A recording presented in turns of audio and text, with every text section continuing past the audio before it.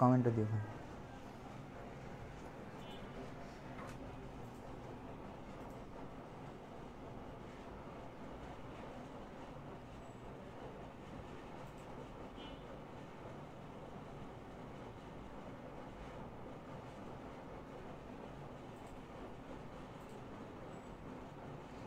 Cross post করা হয় না।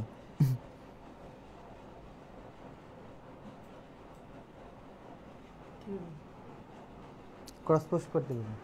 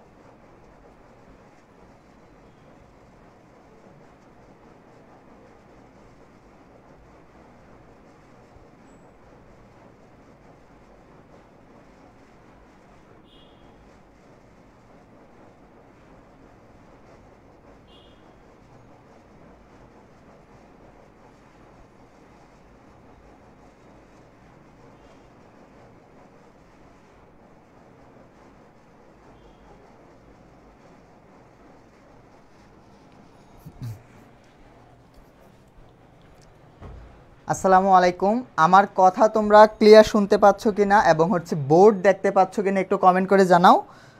আর সবাই ক্লাসটা শেয়ার করে দিবা। হ্যাঁ, ওয়ালাইকুম আসসালাম। আমার কথা তোমরা ক্লিয়ার শুনতে পাচ্ছ কিনা, বোর্ড দেখতে পাচ্ছ কিনা একটু কমেন্ট করে জানাও। এই তো আলহামদুলিল্লাহ ভালো আছি। তোমরা কেমন আছো? তোমাদের তো পরীক্ষা শেষ হলো তাই না? মাত্র আবার পড়াশোনা শুরু হয়ে গেছে। তোমরা প্রত্যেকে ক্লাসটা শেয়ার দিয়ে দিবা, যারা ক্লাসটা শেয়ার দিবা। এবং আমাদের এই ফাউন্ডেশন কোর্সের পর একটা পরীক্ষা নিব, ওই পরীক্ষাতে যারা প্রথম স্থান অধিকার করতে পারে, একজনই তো করবে, তাকে কিন্তু আমরা একটা ল্যাপটপ গিফট করব, তাই না? অবশ্যই পোস্ট শেয়ার করতে হবে। আর তাছাড়া যারা যারা পোস্ট শেয়ার করবা তাদের সবাইকে আমরা ক্লাসের পিডিএফটা দিয়ে দিব। আমাদের ক্লাসগুলো বিগত 5 বছরের, 7 বছরের, 10 বছরের ঢাবির কোশ্চেনগুলোকে অ্যানালাইসিস করে একটা চ্যাপ্টারের যে টপিকগুলো থেকে প্রতি বছর প্রশ্ন হচ্ছে ওই টপিকগুলো অ্যানালাইসিস ক্লাস। কেমন? যেন এই টপিকগুলো যদি তুমি একটা চ্যাপ্টারের পারো তাহলে তোমাদের আর কোনো ঝামেলা না হয় এই চ্যাপ্টারে। তোমাদেরকে যদি আমি আজকে যে চ্যাপ্টার নিয়ে আমরা পড়াশোনা করব গুণগত রসায়ন, এটা নিয়ে কথা বলি, ভাইয়া আমরা কি করি, প্রথম থেকে পড়া শুরু করি, ওই মাঝ পর্যন্ত আস্তে আস্তে আমাদের কি হয়, মোটিভেশন হারায় যায়, আর আমরা আগাইতেই পারি না। কিন্তু ভাই আমি যদি জানতাম ঢাবিতে স্পেসিফিক এই 10টা টপিক থেকে প্রশ্ন আসে, তাহলে আমি যদি একটা একটা টপিক ধরে ধরে বই থেকে পড়ে ফেলতে পারি, একদম বেসিক থেকে অ্যাডভান্স পর্যন্ত আমার ক্লিয়ার হয়ে যায়, তাহলে কিন্তু ওই চ্যাপ্টারে পড়াটা খুব প্রিসাইজ হয়ে যায়। তাহলে আমরা অধিকাংশ মানুষ ঢাবিতে চান্স না পাওয়ার একটাই রিজন, আমরা কোশ্চেন প্যাটার্নটা বুঝি না। আরেকটা কি ছাড়তে হবে, কি পড়তে হবে সবাই বুঝি, কি ছাড়তে হবে সেটা বুঝি না। একটা নর্মাল এক্সাম্পল তোমরা যদি মনে করো, আমাদের দ্রাব্যতার পার্টের পরে দ্রাবক নিষ্কাশন একটা পার্ট আছে, ওইখানে ডিটেলস কি তোমার কখনো ঢাবিতে আসে? শুধু কি আসে বলো তো, কোন নিষ্কাশনের মাধ্যমে কি নিষ্কাশিত করা হয়, শুধু উদাহরণগুলো আসে। তো তুমি কি ওই প্রসিডিউর শিখে লাভ আছে? ধরো তুমি ওই প্রসিডিউর 10 ঘন্টা যাবত শিখলে, আর একটা স্টুডেন্ট 1 ঘন্টায় শুধু ওই উদাহরণগুলো শিখলো, কে ভালো হইলো? কে ভালো আনসার করতে পারবে পরীক্ষায়? অবশ্যই যে স্পেসিফিকভাবে যেটা পরীক্ষা আসে সেটা শিখছে। এখন কিন্তু তোমাদের একাডেমিক লাইফ না, আমাদের খুব স্মার্টলি আগাইতে হবে, প্রিসাইজলি পড়াশোনা করতে হবে। যেটা ছাড়তে হবে সেটা ছাড়তে হবে, আর যেটা ধরতে হবে সেটা ধরতে হবে। যদি আমরা এই ছাড়ার মন মানসিকতা তৈরি করতে না পারি, তাহলে কিন্তু অনেক পিছিয়ে যাবো আমাদের প্রস্তুতিতে। বুঝা গেল? অবশ্যই আমাদের বুঝে আগাইতে হবে। তো যারা যারা ক্লাসটা শেয়ার দিছো একটু ডান লিখো, ওয়ালাইকুম আসসালাম। আর সবাই ফ্রেন্ডদেরকে মেনশন করে দাও। আমরা অলরেডি 3 মিনিট পার হয়ে গেছে, আমি ক্লাসটা শুরু করে দিচ্ছি। কেমন? যারা যারা এখনও শেয়ার করো না, ক্লাসটা কাইন্ডলি শেয়ার করে দাও, আর ফ্রেন্ডদেরকে মেনশন দিয়ে দাও। ওয়ালাইকুম আসসালাম, সাউন্ড ক্লিয়ার। তাহলে আমরা ক্লাসটা শুরু করে দিতে পারি, তাই তো? ওকে, যারা যারা এখনও শেয়ার দেও নাই, যারা যারা শেয়ার দিবেন আমরা কিন্তু ক্লাসের পিডিএফটা তাদেরকে দিব না, হ্যাঁ, যারা ক্লাসটা শেয়ার দিবা তাদেরকে ক্লাসের পিডিএফ দিয়ে দিব। আর যারা হচ্ছে ধরো ফার্স্ট হয়ে যাবা কিন্তু ক্লাস শেয়ার দিবে না, তাদের কিন্তু পুরস্কারটা পাবা না। ওকে, চলো আমরা শুরু করে দিই। বিসমিল্লাহির রহমানির রহিম। আমাদের এই ঢাবির জার্নিতে আজকে রসায়নের প্রথম ক্লাস। ইনশাল্লাহ আমরা মানে সৎভাবে লেগে থাকবো, সফলতা আমাদের হবেই। চলো, প্রথমে হচ্ছে এই চ্যাপ্টারের যে গুরুত্বপূর্ণ টপিকগুলো বললাম না, 10টা টপিক পারলে তোমার শেষ। কোন টপিকগুলো থেকে প্রতি বছর প্রশ্ন হচ্ছে সেটা যদি আমরা জানি তাহলে কিন্তু আমরা খুব ইজিলি, খুব প্রিসাইজলি একদম আমরা ভালো করে প্রিপারেশনটা নিতে পারবো। দেখো, এই যে একটা টপিক যে পরমাণুর মৌলিক কণিকা, তুমি ঢাবি বলো, মেডিকেল বলো, জাহাঙ্গীরনগর বলো, সাস্ট বলো, গুচ্ছ বলো, এমন কোনো জায়গা আছে যে একটা প্রশ্ন হয় না? হয়। তাহলে এটা আমার খুবই গুরুত্বপূর্ণ একটা টপিক। সেটা হচ্ছে কি বলো তো, আমার পরমাণুর মৌলিক কণিকা। তারপরে আসো বিভিন্ন মতবাদ, বিভিন্ন মডেল, এটা লেস ইম্পর্টেন্ট, কিন্তু আমাদের একটু শিখে রাখতে হয়। ছোটোখাটো প্রশ্ন অনেক সময় চলে আসে বেসিক থেকে, কিন্তু এটা ঢাবি রিটেনের জন্য, ডিইউ রিটেনের জন্য আমাদের একটু পড়তে হবে। হ্যাঁ, ডিইউ কিসের জন্য বলো তো? ডিইউ রিটেনের জন্য একটু আমাদের পড়তে হবে। ডিইউ রিটেনের জন্য, রিটেনের জন্য। তারপরে দেখো আইসো সম্পর্কিত তথ্য, আইসোটোপ, আইসোবার, আইসো ইলেকট্রন, আইসো নিউট্রন, এইসব জিনিসপাতি, এটা খুবই গুরুত্বপূর্ণ একটা অংশ। এখান থেকে নর্মালি আইসোটোপ, আইসোবার দিয়ে বেশি প্রশ্ন হয়, তবে রিসেন্ট আইসো ইলেকট্রন এবং হচ্ছে আইসো নিউট্রন, এই ব্যাপারটাও কি ভালোই প্রশ্ন হচ্ছে। সো এই অংশটা আমাদের ভালো করে দেখতে হবে। তারপরে দেখো কোয়ান্টাম নাম্বার, এটা এটা কি বলো তো? এই চ্যাপ্টারের মধ্যে এমসিকিউ হইলে বা বিভিন্ন প্রতিযোগিতামূলক পরীক্ষার মধ্যে সবচেয়ে ইম্পর্টেন্ট হচ্ছে কোয়ান্টাম নাম্বার। কোয়ান্টাম নাম্বার, তারপরে কি আছে? ইলেকট্রন বিন্যাস এবং কয়েকটি নীতি যেগুলো আছে, ব্যতিক্রমগুলো ভালো করে শিখতে হবে। এই ইলেকট্রন বিন্যাস থেকে আমার কি শিখতে হবে বলো তো? ব্যতিক্রম, বেশি ব্যতিক্রম, ব্যতিক্রম ছাড়া যাবেই না। যত ব্যতিক্রম আছে আমার সব ব্যতিক্রম মনে রাখতে হবে। বর্ণালী এবং শিখা পরীক্ষা, বিশেষ করে শিখা পরীক্ষায় বর্ণ কারা দেয় কারা দেয় না, কে কি বর্ণ দেয়, তবে বিশেষ করে যারা বর্ণ দেয় না, 2টা 3টা আছে যারা, তার সেটা ভালো করে শিখতে হবে। তুমি একটা জিনিস মনে রাখবা, ভর্তি যুদ্ধ বা ভর্তি পরীক্ষা হচ্ছে তোমাকে বাদ দেওয়ার পরীক্ষা, তোমাকে পাশ করানোর পরীক্ষা না। তো তারা এমন এমন প্রশ্ন করবে যেটা তুমি ভুল করবা, মানে এটা একটা ইলিমিনেশন প্রসেস। তো তোমাকে যেভাবে পারে তারা বাদ দিতে চাইবে। সো ব্যতিক্রমগুলোর উপর বেশি ফোকাস দিবা, কেমন? আর হচ্ছে শনাক্তকরণ তো শিখবো। আর হচ্ছে তেজস্ক্রিয়তা, তেজস্ক্রিয়তার ব্যবহার এবং হচ্ছে তেজস্ক্রিয় বিক্রিয়াগুলো, যে আলফা পার্টিকেল বের হলে কি হয়, গামা পার্টিকেল বের হলে কি হয়, এই জিনিসপাতি। আর হচ্ছে কিছু গাণিতিক সমস্যা, এগুলো হচ্ছে আমরা ভালো করে পড়তে হবে। তোমরা কি ক্লাসটা শেয়ার দিছো? ওয়ালাইকুম আসসালাম, ওয়ালাইকুম আসসালাম। সকলের সালামের জবাব নিচ্ছি, কিন্তু তোমরা এখনও ক্লাসটা যারা যারা শেয়ার দাও নাই ভাইয়ারা, ক্লাসটা একটু কাইন্ডলি শেয়ার দিয়ে দিতে হবে, কেমন? চলো আমরা আস্তে আস্তে আমরা পড়াশোনা শুরু করি। তাইলে আশা করি এই জিনিসটা বুঝছো। তো তোমার এই চ্যাপ্টারটা পড়ার আগে প্রথমে এই চারটা তোমার পাশে থাকতে হবে। একটা টপিক ধরবা, মৌলিক কণিকা ধরবা, একদম 0 থেকে শেষ পর্যন্ত শেষ করে ক্রস দিয়ে দিবা। এভাবে তুমি যদি এই 10টা টপিক শেষ করো, 7টা টপিক শেষ করো, 8টা টপিক শেষ করো, তোমার ইউনিভার্সিটিতে যে সকল প্রশ্ন আসতে পারে সকল প্রশ্ন ডান হয়ে যাবে। তুমি এভাবে যখন একটা চ্যাপ্টার শেষ করবে, তোমার মনের মধ্যে যে একটা স্যাটিসফ্যাকশন আসবে যে ভাইয়া এই বিগত বছরগুলোতে এই টপিক থেকে প্রশ্ন হচ্ছে, মানে আমি এই টপিকগুলো পারি, তাহলে আমার আর কোনো ভয় নাই। এই চ্যাপ্টার থেকে যাই হোক না কেন আমি ইনশাল্লাহ সেটা পারবো। ওকে, চলো আমরা সামনে যাই। আচ্ছা, এটা একটু কথাবার্তা বলি। আমাদের ডিইউ যে আইসিইউ ব্যাচ আছে, আমাদের প্রত্যেকটা সাবজেক্টের 25টা করে লাইভ ক্লাস থাকবে। এটা হচ্ছে আমরা অলরেডি লঞ্চ করা হয়েছে, আজকে প্রোমো ভিডিও গেছে। তারপর হচ্ছে পদার্থ প্রত্যেকটা একদম বেসিক থেকে অ্যাডভান্স পর্যন্ত তোমাদেরকে শেখানো হবে। তারপর ম্যাটেরিয়ালস কি পাবা, ডিইউ টার্গেট বুক পাবা, প্রত্যেকটা সাবজেক্টের লেকচার শিট পাবা, তারপর দৈনিক পড়াশোনার রুটিন পাবা, তারপর হচ্ছে এক্সাম দিতে পারবা। এই জিনিসটা এটা একটু প্রমোশনাল ভিডিও করে দিলাম আর কি। চলো আমরা তাহলে পড়াশোনাতে চলে যাই। সবাই যারা যারা এখনো ভর্তি হও নাই আমাদের কোর্সে ইনশাল্লাহ ভর্তি হয়ে যাবে। ইনশাল্লাহ ভালো কিছু হবে তোমরা যদি সৎভাবে লেগে থাকতে পারো। আচ্ছা, এইবার আসি পরমাণুর কোনটি অস্থায়ী কণিকা। একটা প্রশ্ন দিয়ে আমরা পড়াশোনা শুরু করছি। পরমাণুর কোন কণিকাগুলো অস্থায়ী? এখানে পরমাণুর কণিকা কয় ধরনের? মূল কণিকা জানো? পরমাণুর মূল কণিকা নর্মালি হচ্ছে 3 ধরনের। একটা হচ্ছে স্থায়ী মূল কণিকা, অস্থায়ী মূল কণিকা, আরেকটা হচ্ছে কম্পোজিট কণিকা। তাছাড়া অস্থায়ী মূল কণিকাকে যদি আবার ভাঙি আমরা আরও 200টাও পাইতে পারি, কিন্তু এতগুলো শেখা লাগবে না, আমরা 7-8টা শিখবো, কেমন? এটার উত্তর সবাই ঝটপট করো। এটার উত্তর কি হবে? ঝটপট করো। আর আমি হচ্ছে একটু কথাবার্তা বলি, তোমরা সবাই এটার আনসার করতে থাকো। কোনটি হচ্ছে পরমাণুর মূল কণিকা? তা আমি একটা স্লাইড নিলাম। তাহলে দেখো পরমাণুর মূল কণিকা যদি আমি দেখাইতে চাই তোমাদেরকে, মূল কণিকা বা মৌলিক কণিকা,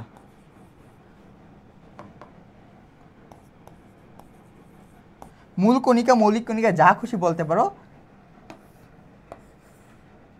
কিন্তু বললেই হইল আর কি, বুঝছো?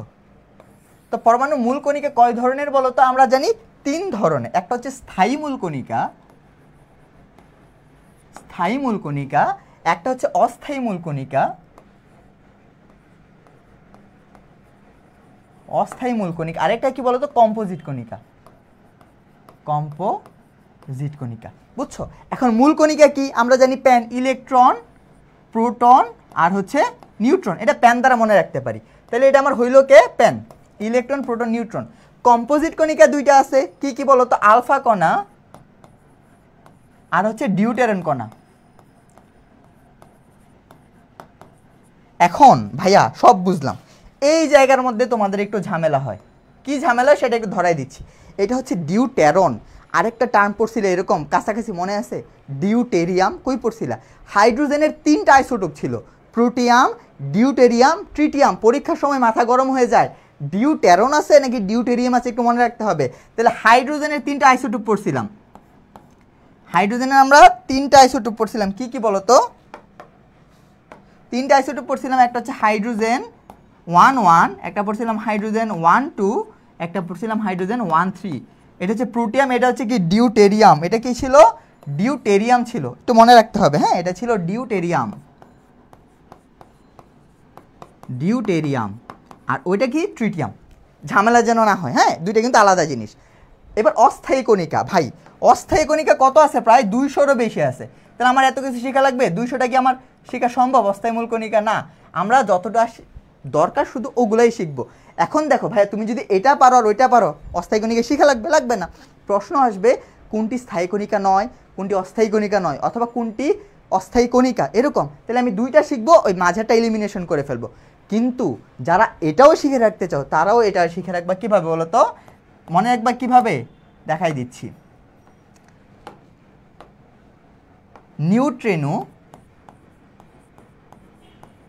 নিউট্রিনো, অ্যান্টি নিউট্রিনো,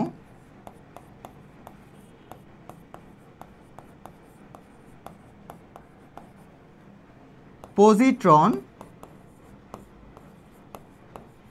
গ্রেভিটন,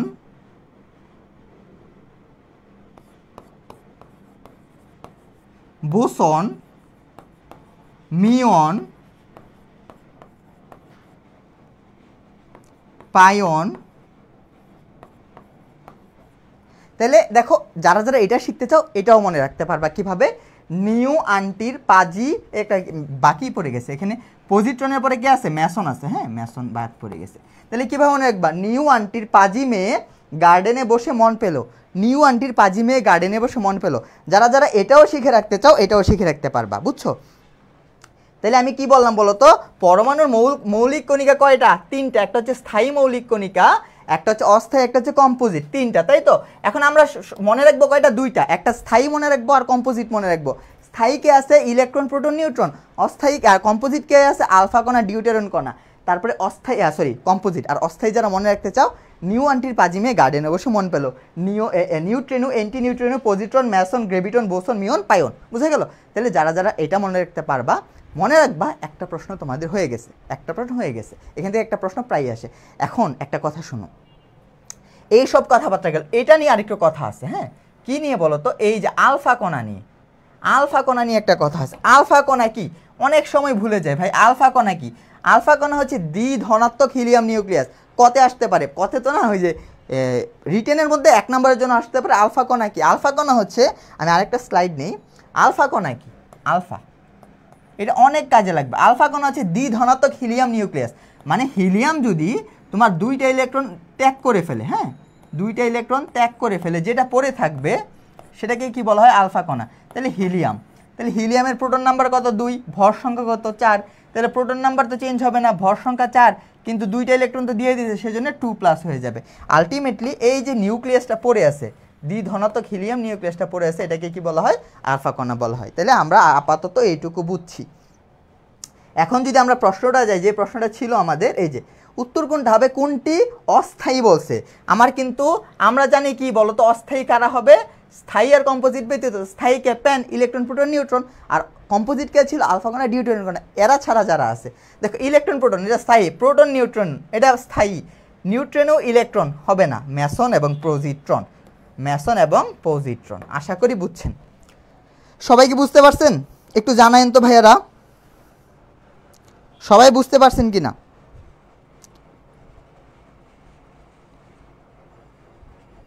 আমরা কিন্তু এই এমসিকিউর পাশাপাশি রিটেন নিয়ে আলোচনা করে ফেলবো। হ্যাঁ, এমসিকিউর পাশাপাশি আমরা রিটেন নিয়েও কিন্তু আলোচনা করে ফেলবো।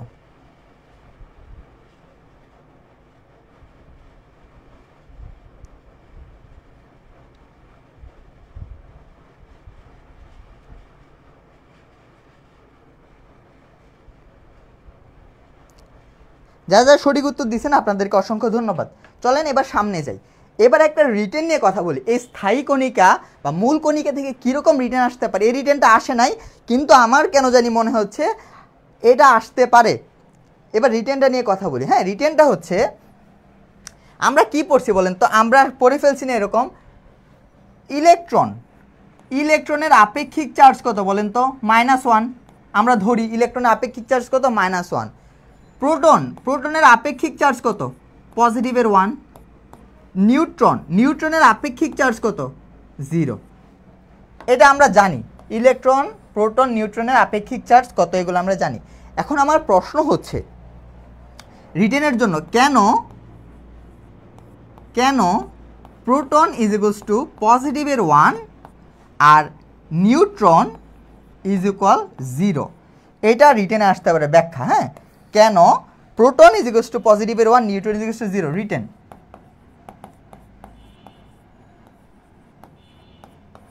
ডিইউ রিটেনের জন্য এটা আসতে পারে। এটার ব্যাখ্যাতে আমরা যাই। কেমন, এটা কেউ জানেন কেন প্রোটন ইজ ইকুয়ালস টু পজিটিভের 1 আর নিউট্রন ইকুয়াল টু 0? এবার এটার ব্যাখ্যাতে আমরা আসি। চলেন স্লাইড নেই।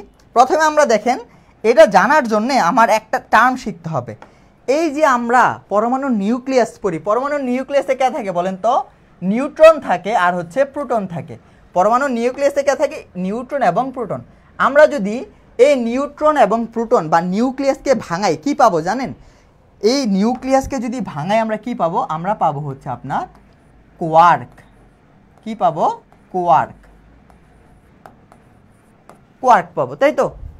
কোয়ার্ক পাবো। এই কোয়ার্ক জিনিসটা কি? কোয়ার্ক হচ্ছে শক্তির একটা গুচ্ছ। আমরা পড়ি নাই ছোটবেলায়, ফোটন কি? শক্তির গুচ্ছ, শক্তির প্যাকেট আকারে যায়। এরকম কোয়ার্কও একটা শক্তির গুচ্ছ। এখন কোয়ার্ককে যদি আবার ভাঙাই আমরা কয় ধরনের কোয়ার্ক পাবো বলেন তো? 2 ধরনের কোয়ার্ক পাবো। কোয়ার্ককে যদি ভাঙাই আমরা 2 ধরনের কোয়ার্ক পাবো। একটা পাবো স্থায়ী কোয়ার্ক। এই আমরা কিন্তু একদম পোস্টমর্টেম করে দিচ্ছি যে টপিকটা ধরতেছি। সো ক্লাসটা একটু মনোযোগ দিয়ে করবা, শেয়ার করবা, ক্লাসে থাকবা, ইনশাল্লাহ ভালো কিছু হবে। আরেক কি বলতো? অস্থায়ী কোয়ার্ক। তাহলে কোয়ার্ক কয় ধরনের? 2 ধরনের। একটা হচ্ছে স্থায়ী কোয়ার্ক আর একটা হচ্ছে আমার অস্থায়ী কোয়ার্ক। এখন ভাইয়ারা শুধু কোয়ার্ককেই যে ভাঙা যায়, নিউক্লিয়াসকে যে ভাঙা যায় এরকম না, কোয়ার্ককেও ভাঙা যায়। স্থায়ী কোয়ার্ক কয় ধরনের জানো? স্থায়ী কোয়ার্ক হচ্ছে আমার 2 ধরনের। একটা হচ্ছে আপ কোয়ার্ক আর একটা হচ্ছে ডাউন কোয়ার্ক। ক্লিয়ার? আর অস্থায়ী কোয়ার্ক হচ্ছে আমার 4 ধরনের। কি কি বলতো? স্ট্রং, চার্ম, টপ আর হচ্ছে bottom. Strong, charm, top, bottom. দেখো মনে রাখা যায়, ইজি একদম। আপ উপরে, ডাউন নিচে, আপ ডাউন। তাহলে স্থায়ী কোয়ার্ক 2 ধরনের, আপ আর ডাউন। আর অস্থায়ী কোয়ার্ক 4 ধরনের, স্ট্রং শক্তিশালী, চার্ম, টপ, বটম। টপ মানে উপরে, বটম মানে নিচে। মনে রাখা যায়। গেল এটা। এখন কথা হচ্ছে শুধু এইটুকুই মনে রাখলেই হবে না। এই আপ কোয়ার্কের একটা মান আছে, সেটা হচ্ছে -1/3 আপ কোয়ার্কের মান হচ্ছে 2/3 অফ ইলেকট্রনের চার্জ। হ্যাঁ, পজিটিভের, অবশ্যই এটা পজিটিভের। আর ডাউন কোয়ার্কের মান হচ্ছে 1/3 অফ ইলেকট্রনের চার্জ, তবে এটা মাইনাসের। এইটুকু আমার কষ্ট করে মনে রাখতেই হবে। আপ কোয়ার্কের একটা মান কত আর হচ্ছে ডাউন কোয়ার্কের মানটা কত, এটা মনে রাখতে হবে। গেল এটা, যদি আমি এইটুকু পর্যন্ত মনে রাখতে পারি তাহলে আমি ওই প্রশ্নটা আনসার করতে পারবো। তাহলে আমি আবার বলি, প্রথমে আমরা পরমাণু পাইছি, পরমাণুকে ভাঙাইছি, 3 ধরনের কণিকা পাইছি, স্থায়ী, অস্থায়ী, কম্পোজিট। স্থায়ী কণিকার 3টা, ইলেকট্রন, প্রোটন, নিউট্রন। অস্থায়ী কারা? ওই যে নিউ অ্যান্টিপাজিমে গার্ডেনে বসে মন পেলো। আর কম্পোজিট কণিকা কারা? আলফা কণা, ডিউটেরন কণা।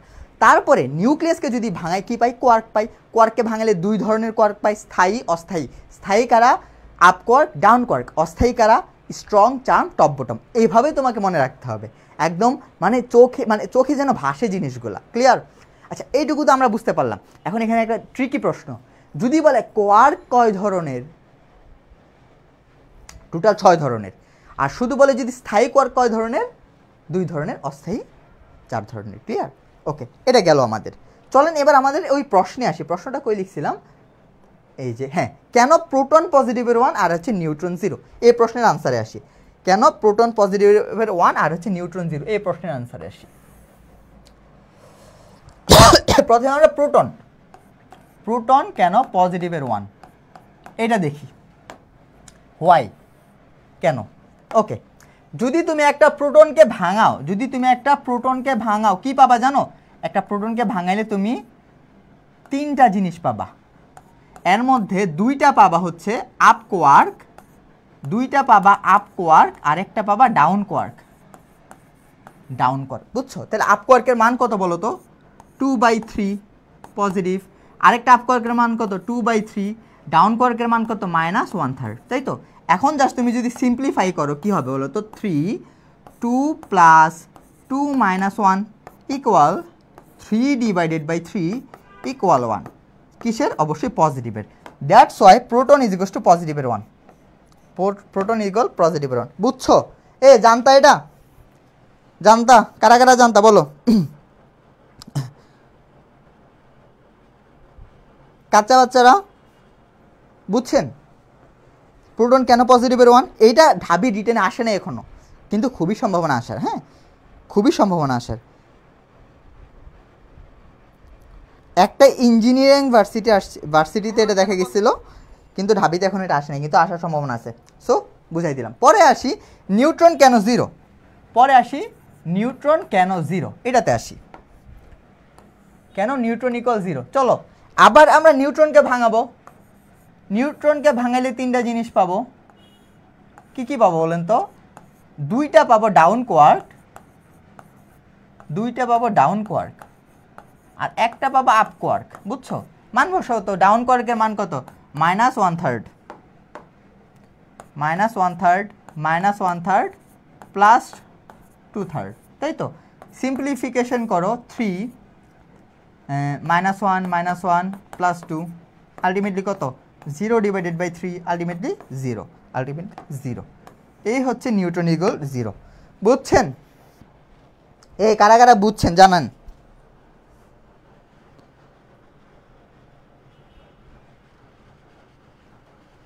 বুঝছেন কি? আশা করি বুঝতে পেরেছেন।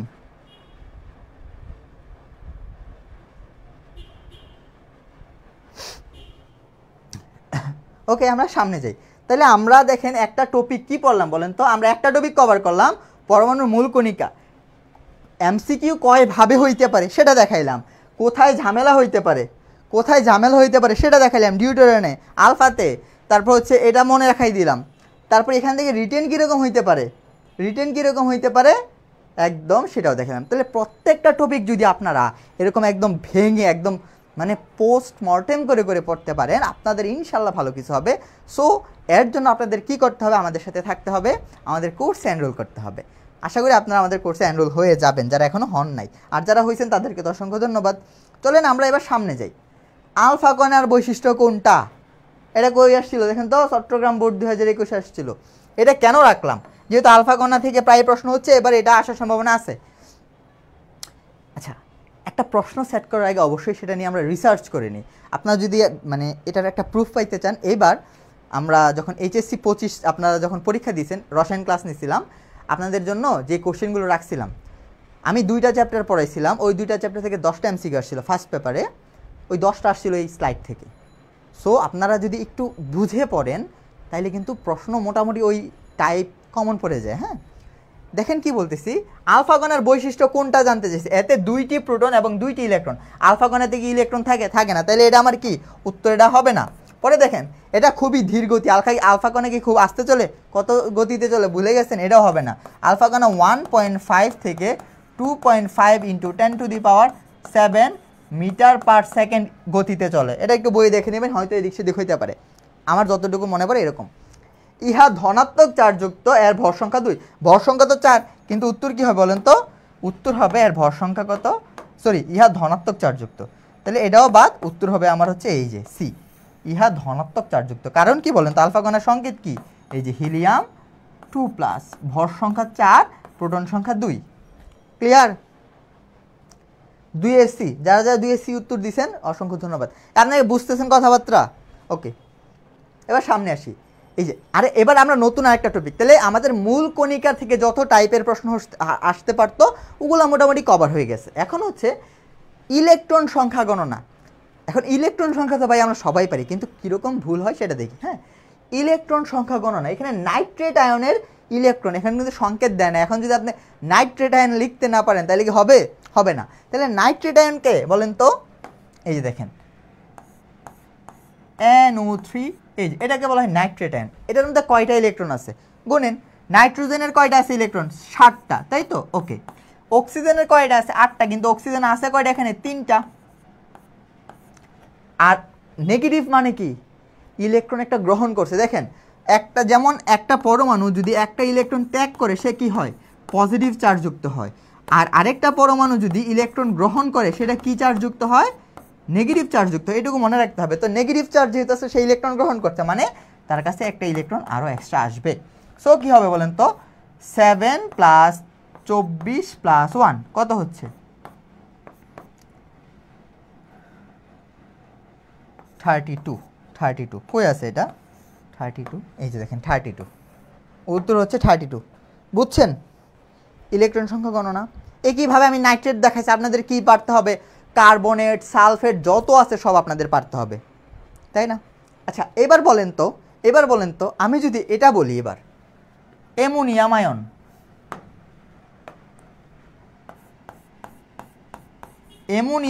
এটার মধ্যে কয়টা ইলেকট্রন আছে কেউ বলতে পারবেন? অ্যামোনিয়াম আয়নে কয়টা ইলেকট্রন আছে? লক্ষ্য করেন, ইলেকট্রন সংখ্যা গুনতেছি আমরা। নাইট্রোজেনে কয়টা ইলেকট্রন আছে? 7টা। হাইড্রোজেনে কয়টা ইলেকট্রন আছে? হাইড্রোজেনে ইলেকট্রন আছে কয়টা? 4টা হাইড্রোজেন আছে, মানে 4টা। পজিটিভ মানে কি, একটা চলে যাবে, তাই তো? তাহলে 7 × 4 হচ্ছে 11, 10 হয়ে যাবে। কত হয়ে যাবে? 10 হয়ে যাবে। ইলেকট্রন কয়টা আছে অ্যামোনিয়ামের মধ্যে? 10টা। ক্লিয়ার? ওকে।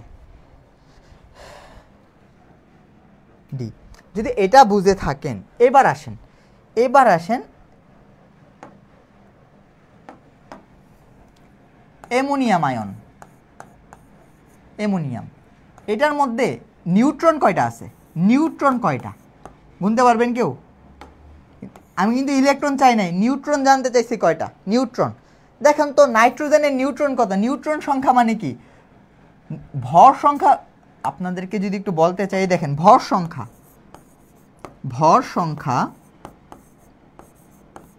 ইকুয়াল কি, প্রোটন প্লাস নিউট্রন। এখন আপনি যদি নিউট্রন সংখ্যা বের করতে চান, নিউট্রন সংখ্যা কি হবে? ভর সংখ্যাকে এ দ্বারা প্রকাশ করলাম, মাইনাস হচ্ছে আমার প্রোটন সংখ্যা। এই তো। এখন আপনি যদি বের করতে চান, এই যে নাইট্রোজেনের নিউট্রন সংখ্যা বের করব, কত?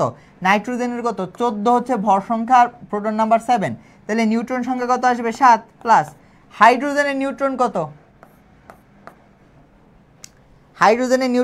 বলো। হাইড্রোজেনের নিউট্রন কয়টা? দেখো H হাইড্রোজেন, তাই তো? হাইড্রোজেনের একটা প্রোটন একটা নিউট্রন, ভর সংখ্যা, তাহলে নিউট্রন নাম্বার কত? 1 - 1, 0 না? তাহলে হাইড্রোজেনের কি কোনো নিউট্রন নাম্বার আছে? নাই, তাহলে 0। তারপর কি দিব? পজিটিভের, যেহেতু পজিটিভ মানে ইলেকট্রন ত্যাগ করছে, তো একটা মাইনাস দিয়ে দিব, তাই তো? এই ইলেকট্রন গণনা করতেছি নিউট্রন, তাই ইলেকট্রনের কোনো কথাই আমাদের আসবে না। এই হচ্ছে কথাবার্তা। তাহলে উত্তর কি হবে বলেন তো? উত্তর হবে আমার নিউট্রন কয়টা? 7টা। অ্যামোনিয়ামে নিউট্রন কয়টা? 7টা। তাহলে আপনাদের ইলেকট্রন সংখ্যা গণনা, নিউট্রন সংখ্যা গণনা এবং হচ্ছে প্রোটন সংখ্যা গণনা সব আপনাদের পারতে হবে। বুঝলেন? এই একজনে 10টা লিখছেন কেন, আরেকজন 12টা লিখছেন, কই থেকে 12 10 পাইলেন? নিউট্রন জানতে চাইছে। হাইড্রোজেনের নিউট্রন কত ভাই? হাইড্রোজেন প্রোটন 1 ভর 1, তাহলে নিউট্রন কত? 1 - 1 কত? 0 হয়ে যাচ্ছে না? ও আবার 6 লিখছে। এ ভাই একটু বুঝেন, আমি নিউট্রন গণতেছি, এই পজিটিভ নেগেটিভ কি নিউট্রনের জন্য হয় না ইলেকট্রনের ট্রান্সফারের জন্য হয়?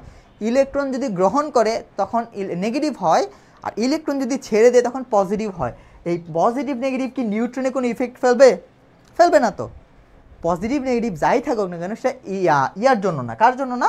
এই নিউট্রন সংখ্যার জন্য না। আশা করি বুঝছেন। যারা 6টায় আনসার করছেন আপনারা কিন্তু ধরা খাইছেন, বুঝছেন? আচ্ছা এবার আরেকটা দেখি, লাস্ট।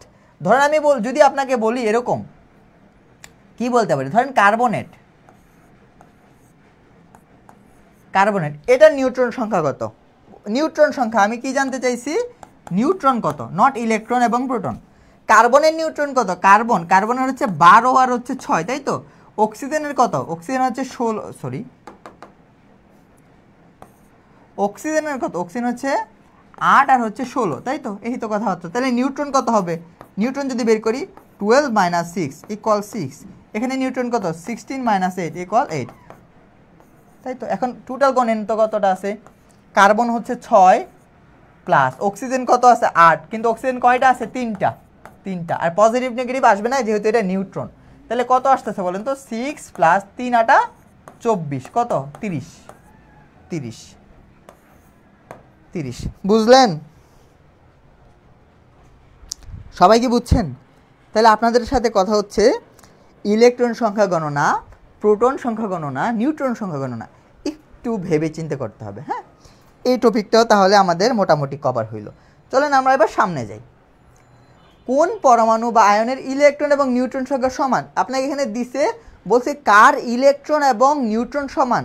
কি কি জানতে চাইছে দেখেন ভাইয়ারা, ইলেকট্রন এবং নিউট্রন কার সমান এটা জানতে চাইছে। এখন এখানে দেখেন তো, বেরিলিয়ামের ক্ষেত্রে লক্ষ্য করেন, এটার ক্ষেত্রে লক্ষ্য করেন। এখানে বেরিলিয়ামের নিউট্রন কত? নিউট্রন 9 - 4 কত হচ্ছে? 5 হচ্ছে, তাই তো? কিন্তু এটার ইলেকট্রন কয়টা? 4টা। ইলেকট্রন কয়টা? 4টা। তো এটা আমার উত্তর হবে না। সমান জানতে চাইছে। ফ্লোরিনে আসেন, ফ্লোরিনে নিউট্রন কয়টা? 19 - 9 কত হলো? 10। কিন্তু ইলেকট্রন কয়টা বলেন তো? ইলেকট্রন হচ্ছে আমার 9টা। এটাও কি হইল না। পরে এখানে আসেন, এটাতে আসেন, নিউট্রন গণেন 23 - 11 কত থাকতেছে? 12। কিন্তু ইলেকট্রন কয়টা? 11টা। তাহলে এটাও আমার হবে না। লাস্টেটায় আসেন, 18 - 8 কত? 10। ইলেকট্রন কয়টা বলেন তো? 8। -2 মানে কি? 2টা ইলেকট্রন গ্রহণ করছে, কত হয়ে যাবে? 10 হয়ে যাবে। সো এই হচ্ছে আমার ইকুয়াল হয়ে গেল 10 10। তাহলে উত্তর কি হবে আমার? উত্তর হবে এই যে, এটা হবে আমার উত্তর। বুঝতে পেরেছেন ভাইয়া আপুরা?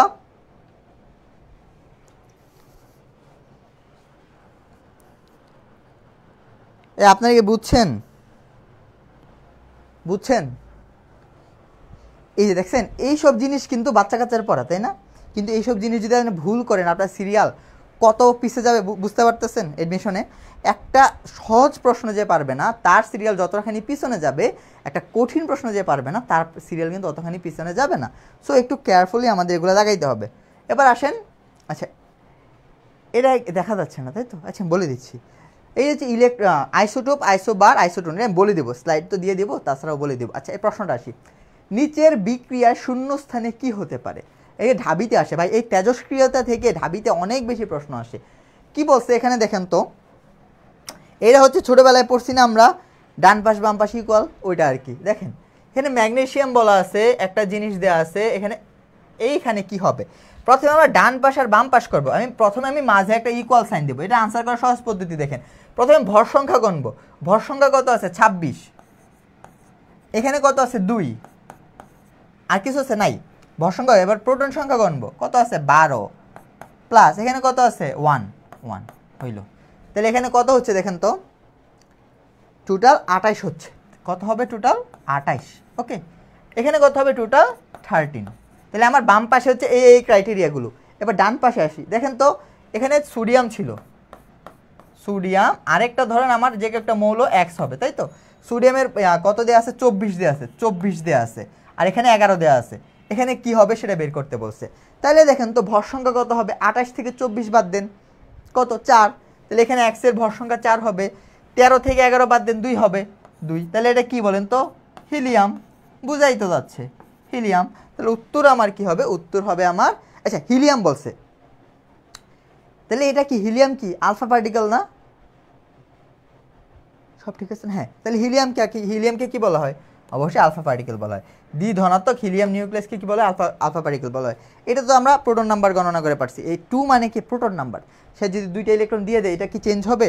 এখানে যদি আমি 2+ দেই, এখানে 2+ও দেই, এটা কি চেঞ্জ হবে? সব তো সেমই থাকবে। তাহলে এটা আমার কি হবে, আলফা পার্টিকেল হবে। এটা কি হবে, আলফা পার্টিকেল হবে। আপনারা কি বুঝতে পারছেন? বুঝতে পারছেন?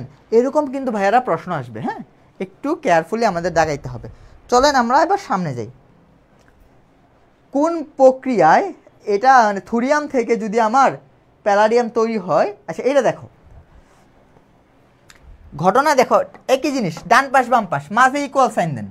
এই পাশে কে আছে, থুরিয়াম, কত আছে 234, নিচে আছে কত 90। ওইখানে কি তৈরি হবে বলেন তো? এখানে তৈরি হবে আমার হচ্ছে 234 আর হচ্ছে 91। লক্ষ্য করেন ভাইয়ারা, ভর সংখ্যার চেঞ্জ হয় নাই, ভর সংখ্যার চেঞ্জ হয় নাই, ভর সংখ্যার চেঞ্জ হয় নাই। শুধু কি চেঞ্জ হয়েছে, 90 ছিল সেটা কত হয়ে গেছে, 91 হয়ে গেছে। 90 থেকে 91। প্রোটন সংখ্যা কখন বাড়ে? প্রোটন সংখ্যা কখন বাড়ে বলেন তো? যদি আলফা কণা তো ইমিশন হবে না, আলফা কণা হইলেও তো ভর সংখ্যা চেঞ্জ হইতো। তারপরে আসি নিউট্রন নাম্বার। নিউট্রন মানে কি? এই যে নিউট্রন কিভাবে প্রকাশ করে, নিউট্রনের কত 0, তাই না? তা নিউট্রন 0 হলে কি চেঞ্জ হবে? হবে না। বলেন এটার উত্তর কি হবে?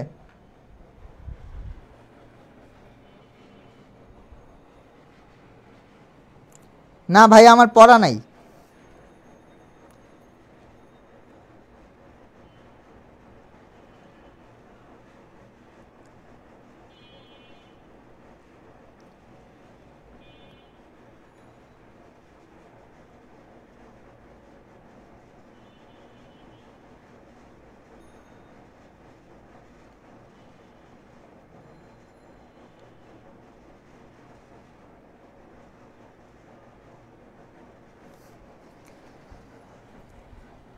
দেখেন আপনারা, যখন বিটা ইমিশন হয়, বিটা পার্টিকেল যখন বের হয়ে যায়, তার প্রোটন সংখ্যা কত 1 বেড়ে যায়। কত 1 বেড়ে যায়। সহজ জিনিস। আলফাতে কেন হচ্ছে না? কারণ আলফা হচ্ছে ভর সংখ্যা কত 4, প্রোটন নাম্বার 2, ডিফারেন্স হওয়া উচিত ছিল। গামার তো কোনো চেঞ্জ হবে না, আর নিউট্রনের তো 0, এটাও তো চেঞ্জ হবে না। তাহলে কি হবে বলেন তো? আমার উত্তর হবে বিটা। পরে আসেন, এই যে আরেকটা বিক্রিয়া, ডান পাশ বাম পাশ, এটা না পারলে আপনাদের মাইট দেওয়া উচিত। এবার আমি শর্টকাট করি, দেখেন 14 4 কত 18, এখানে আছে 1, তাহলে এখানে কত হবে 17 হবে, শেষ। এখানে 7 2 9, এখানে 4 আছে, তাহলে এখানে কত হবে 9, আর এখানে হচ্ছে কত 4 আছে, তাহলে 5 হবে। এটা কই আছে দেখেন তো? এখানে ভুল আসছে, টাইপিং হয়তো ভুল আসছে আর কি। 7 2 9, এখানে 4 না, এটা 1 হবে। হ্যাঁ, এটা 1 হবে। তাহলে এখানে কত হবে বলেন তো? এটা হবে আমার 7, সরি 9 তো 8 হবে। টাইপিং ভুল আসছে, এটা 4 হবে না ভাইয়ারা, এটা হচ্ছে 1 হবে। হ্যাঁ 1 হবে 1, আর এটা কত হবে তখন 8 হয়ে যাবে। তাহলে উত্তর কোনটা বলেন তো? এই যে উত্তর হচ্ছে এটা, এটা। আশা করি বুঝছেন। এবার সামনে আসি, 2p অরবিটালের জন্য nl, এটা l, 2p অরবিটালের জন্য nl এবং m এর মান নিচের কোনটি নির্দেশ করে? দেখো অরবিটালটা কি, 2p। আচ্ছা অ্যাকচুয়ালি 2p কি অরবিট না অরবিটাল? 2p হচ্ছে উপশক্তি স্তর। কি? শক্তি স্তর, ওকে, উপশক্তি স্তর। আর 2p(x) যখন বলবো সেটা অরবিটাল হয়ে যাবে, কিন্তু আমরা এটাকে অরবিটাল বলি, বইয়ে অরবিটাল লেখা, সো প্যারা নেই, 2p অরবিটাল। 2p অরবিটালের জন্য এই 2 কি প্রধান কোয়ান্টাম নাম্বার, n এর মান কত 2 প্রধান কোয়ান্টাম, আর p এর জন্য কি সহকারী কোয়ান্টাম নাম্বার, p এর জন্য কত 1। আর সহকারী কোয়ান্টাম নাম্বার যখন 1 চলে আসবে তাহলে m এর মান কত হবে +-1, 0 ইনক্লুডেড, তাহলে কি হবে -1 0 +1, তাই তো। এটা কই আছে লক্ষ্য করেন তো, 2 1 এগুলা 2 1, এই যে এটা খ, উত্তর কি হবে খ, উত্তর কি হবে খ হবে উত্তর, বুঝছেন।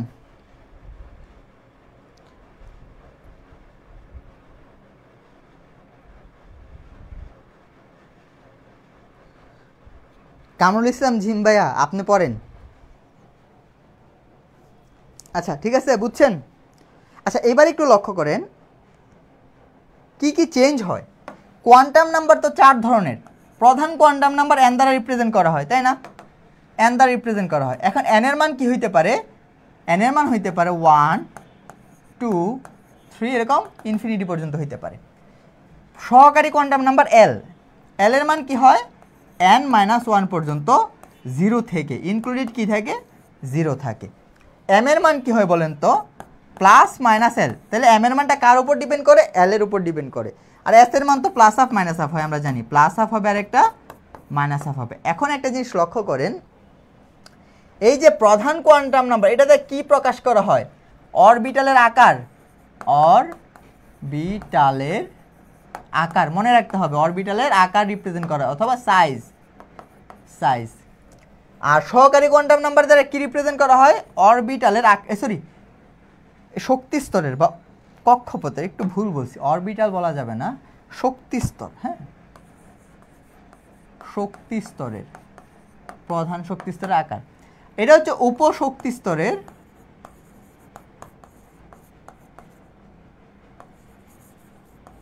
উপশক্তি স্তরের আকৃতি, আকৃতি সেটাকে রিপ্রেজেন্ট করা, আকৃতি মানে কি শেপ, শেপ, ক্লিয়ার।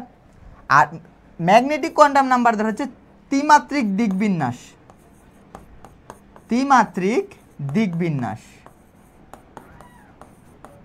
দিকবিন্যাস ব্যাখ্যা করা। এটা হচ্ছে ঘূর্ণন সংখ্যা, ইলেকট্রনের ঘূর্ণন প্রকৃতি, ঘূর্ণন, বুঝছেন, ঘূর্ণন, এগুলো ব্যাখ্যা করা হয়, এটা মাথায় রাখতে হবে। কারণ কি সাইজের বাংলা কি আকৃতি নাকি আকার, ওই ঝামেলা হয়ে যায়। সাইজ মানে আকৃতি, সরি আকার, আর শেপ মানে হচ্ছে আকৃতি। এই সাইজ এবং শেপ দিয়ে আপনাদের ডিইউতে একটা রিটেন প্রশ্ন হইতে পারে, একবার হয়েছেও যদিও, আর গত বছর একটা এমসিকিউ আসছে, একটু দেখাই দিচ্ছি। এই যে প্রধান কোয়ান্টাম নাম্বার তো এগুলো শিখলাম, তাই না। এবার দেখেন লক্ষ্য করেন, আমি যদি আপনাকে বলি প্রধান কোয়ান্টাম নাম্বার n এর মান 3, তাহলে l এর মান কি হবে বলেন তো, l এর মান কয়টা হবে, 3টা হবে, একটা হবে 0, একটা হবে 1, একটা হবে 2। কারণ কি l এর মান আমরা কি জানি, l মানে হচ্ছে n-1 পর্যন্ত, 0 থেকে, তাই তো, ইনক্লুডেড 0, তাহলে কি হবে কত ছিল 3, মানে 2 পর্যন্ত, মানে 0 1 আর হচ্ছে 2, বুঝলেন। যখন 0 তখন m এর মান কি হবে 0 হবে, 1 থাকলে কি হবে -1 0 +1, এগুলো আপনারা এইচএসসিতে শিখছেন, কিন্তু এটা কি হবে -2 -1 0 1 2। এগুলো বলার কারণ কি, একটা কারণ আছে ভাইয়া। যখন আপনার 0, l এর মান যখন 0 সেটা কি রিপ্রেজেন্ট করে, l এর মান যখন 0 সেটা রিপ্রেজেন্ট করে হচ্ছে আপনার সেটা s অরবিটাল, কি রিপ্রেজেন্ট করে সেটা s অরবিটাল। আর যখন l এর মানটা কি 1 সেটা কি রিপ্রেজেন্ট করে, সেটা রিপ্রেজেন্ট করে আপনার p অরবিটাল। যখন l এর মানটা 2 সেটা কি রিপ্রেজেন্ট করে d অরবিটাল। পরে 3 হইলে f অরবিটাল, যদি 3 হইতো, যদি 3 হইতো সেটা কি হইতো বলেন তো, সেটা হইতো f অরবিটাল, f অরবিটাল। তাহলে এইটুকু থেকে আমরা একটা সামারি পাই না বলেন তো, এই সামারিটা আমাদের একটু কষ্ট করে মনে রাখতে হবে। যদি উপশক্তি স্তর l এর মান 0 হয় সেটা s অরবিটাল, উপশক্তি স্তর l এর মান যদি 1 হয় সেটা আমার p অরবিটাল, 2 হলে d অরবিটাল, 3 হলে f অরবিটাল। এটা মাথায় রাখতেই হবে, এটা মাথায় রাখতেই হবে। তারপরে আসেন একটা জিনিস লক্ষ্য করেন তো ভাইয়ারা, এখানে মান কয়টা পাইছেন 3টা, p এর কয়টা মান পাইছেন 3টা, তাহলে p এর অরবিটাল কয়টা হবে 3টা হবে, p এর অরবিটালও 3টা হবে। কি কি হবে বলেন তো, p এর কয়টা অরবিটাল হবে 3টা, p এর মান পাইছি 3টা, p এর অরবিটাল কয়টা px py আর হচ্ছে pz, বুঝতে পারলেন। মান কয়টা পাইছি 3টা, এর জন্য হচ্ছে এই যে এটা হয়েছে। ডি এর মান কয়টা পাইছেন 5টা, ডি এর অরবিটালও কয়টা 5টা, সেটা কি কি বলেন তো? D X Y, D Y Z, D Z X, D X square to Y square, আর হচ্ছে ডি জেড স্কোয়ার। যারা যারা হচ্ছে এটা X square minus Y square বলতেন তারা ভুল বলতেন, একটু মনে রাখবেন এটা হচ্ছে এক্স স্কোয়ার থেকে ওয়াই স্কোয়ার পর্যন্ত। হ্যাঁ, এক্স স্কোয়ার থেকে ওয়াই স্কোয়ার পর্যন্ত, এটা একটা রেঞ্জ বোঝাচ্ছে, not X square minus Y square. Clear?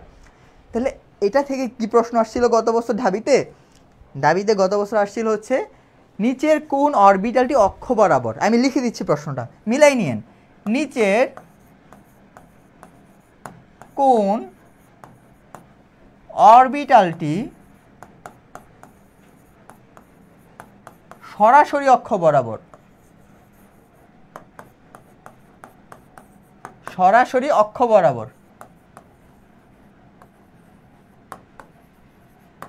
অক্ষ বরাবর। অপশন কতে ছিল?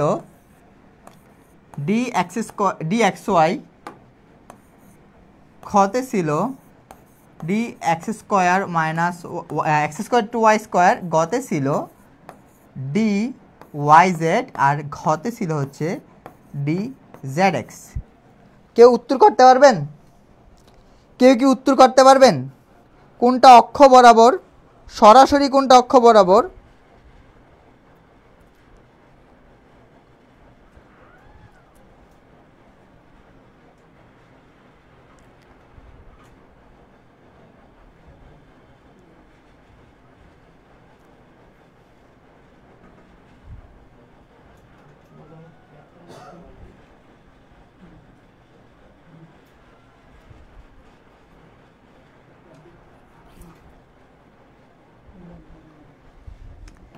যদি কেউ না পারেন দেখেন, অক্ষ বরাবর হচ্ছে সরাসরি X square to Y square. কীভাবে এটা, কিভাবে এর আগের বছর এটা আসছিল রিটেনে, আর গত বছর দিছে এমসিকিউতে। কিভাবে এটা সরাসরি অক্ষ বরাবর একটু লক্ষ্য করেন। আমাদের কিন্তু ডিইউ রিটেনের জন্য এরকম, এবার আমরা ডিইউ রিটেন পড়বো। হ্যাঁ, ডিইউ রিটেনের জন্য, ডিইউ রিটেন আকৃতিগুলো, বিভিন্ন অরবিটালের আকৃতি, বিভিন্ন অরবিটালের আকৃতি কীরকম এটা ডিইউ রিটেন আঁকাইতে জানতে পারে। প্রথমে আমরা পি অরবিটাল আঁকাবো, এস অরবিটাল দিয়ে শুরু করি। এস অরবিটাল, প্রথমে আমি এস অরবিটাল দেখেন, এই যে এস অরবিটাল, এস অরবিটালের আকৃতি, আকৃতি কীরকম? ওভাল শেপ, তাই না?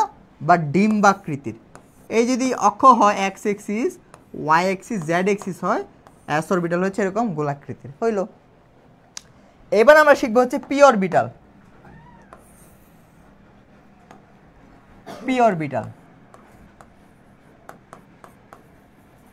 পি অরবিটালের আকৃতি কি? ডাম্বেল আকৃতির। পি এর কয়টা অরবিটাল পাই আমরা? পি এর হচ্ছে আমরা পাই 3টা অরবিটাল। পি এর কয়টা অরবিটাল পাবো আমরা? 3টা। একটা হচ্ছে পি এক্স, একটা কি বলেন তো পি ওয়াই, আর একটা কি P Z. P X, P Y, P Z. এখন অক্ষগুলো কোন দিক দিয়ে যাবে, এই হচ্ছে আমার ঝামেলা, কোন অক্ষটা কোন দিক দিয়ে যাবে। যখন পি এক্স আঁকাবেন, এটা এক্স এক্সিস, এটা ওয়াই এক্সিস, এটা জেড। যখন পি এক্স আঁকাবেন, ডাম্বেলটা কোন দিক দিয়ে যাবে? এক্স অক্ষ দিয়ে যাবে। যখন ওয়াই আঁকাবেন, তখন কোন দিক দিয়ে যাবে? ওয়াই দিয়ে যাবে। সহজ জিনিস, পি অরবিটাল অনেক সহজ, এক্স ওয়াই জেড। তাহলে পরেরটা কোন দিক দিয়ে যাবে? জেড অক্ষ বরাবর দিয়ে যাবে। বুঝলেন? পিও শেষ। ঝামেলা হচ্ছে ডি, ডিইউ রিটেনার ছিল, ডি অরবিটালের চিত্র আঁকাইতে বলছিল। ডি এর কয়টা অরবিটাল বলেন তো বাচ্চারা? 5টা অরবিটাল। তো ডি এর 5টা অরবিটাল কীরকম হবে? 5টা অরবিটাল আঁকাই দেখেন, একটু মনোযোগ, এইটুকু বুঝলে আপনি ওই ঢাবির কোশ্চেনটা পারবেন। ঢাবি কিন্তু ভাইয়া কোশ্চেন খুব বেসিক থেকে করে, ওই মুখস্থ বিদ্যা দিয়ে পার পায়ে যাবেন এরকম ভাবলে কিন্তু আপনারা লস খাবেন। হ্যাঁ, এই হচ্ছে আমার 5টা অরবিটাল আঁকাইলাম। এখন দেখেন, এটা যদি আমার এক্স এক্সিস হয়, এটা ওয়াই, এটা জেড, তাহলে এটা কি ডি এক্স ওয়াই। পরে কি, এটা যদি এক্স এক্সিস হয়, এটা হচ্ছে আমার ওয়াই, এটা হচ্ছে জেড। এটা কি ডি ওয়াই জেড। ডি এর তো 5টা অরবিটাল, এটা এক্স, এটা ওয়াই, এটা Z, X Y Y Z, এটা হচ্ছে ডি জেড এক্স, তাই তো? পরে এটা হচ্ছে D X square to Y square, তাহলে X axis Y Z axis. আর এটা কি ডি জেড স্কোয়ার, এটা হচ্ছে এক্স এক্সিস, এটা ওয়াই, এটা হচ্ছে জেড। এবার আসি কিভাবে অরবিটালগুলো যায়। ডি অরবিটালের আকৃতি কি ডাবল ডাম্বেল, মানে দুইটা ডাম্বেল থাকবে, তাহলে দুইটা ডাম্বেল ভাই কোন দিক দিয়ে যাবে, দুইটা ডাম্বেল কোন দিক দিয়ে যাবে সেটা লক্ষ্য করো।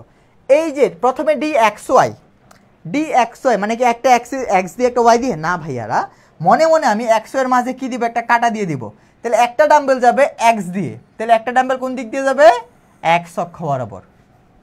হইল না।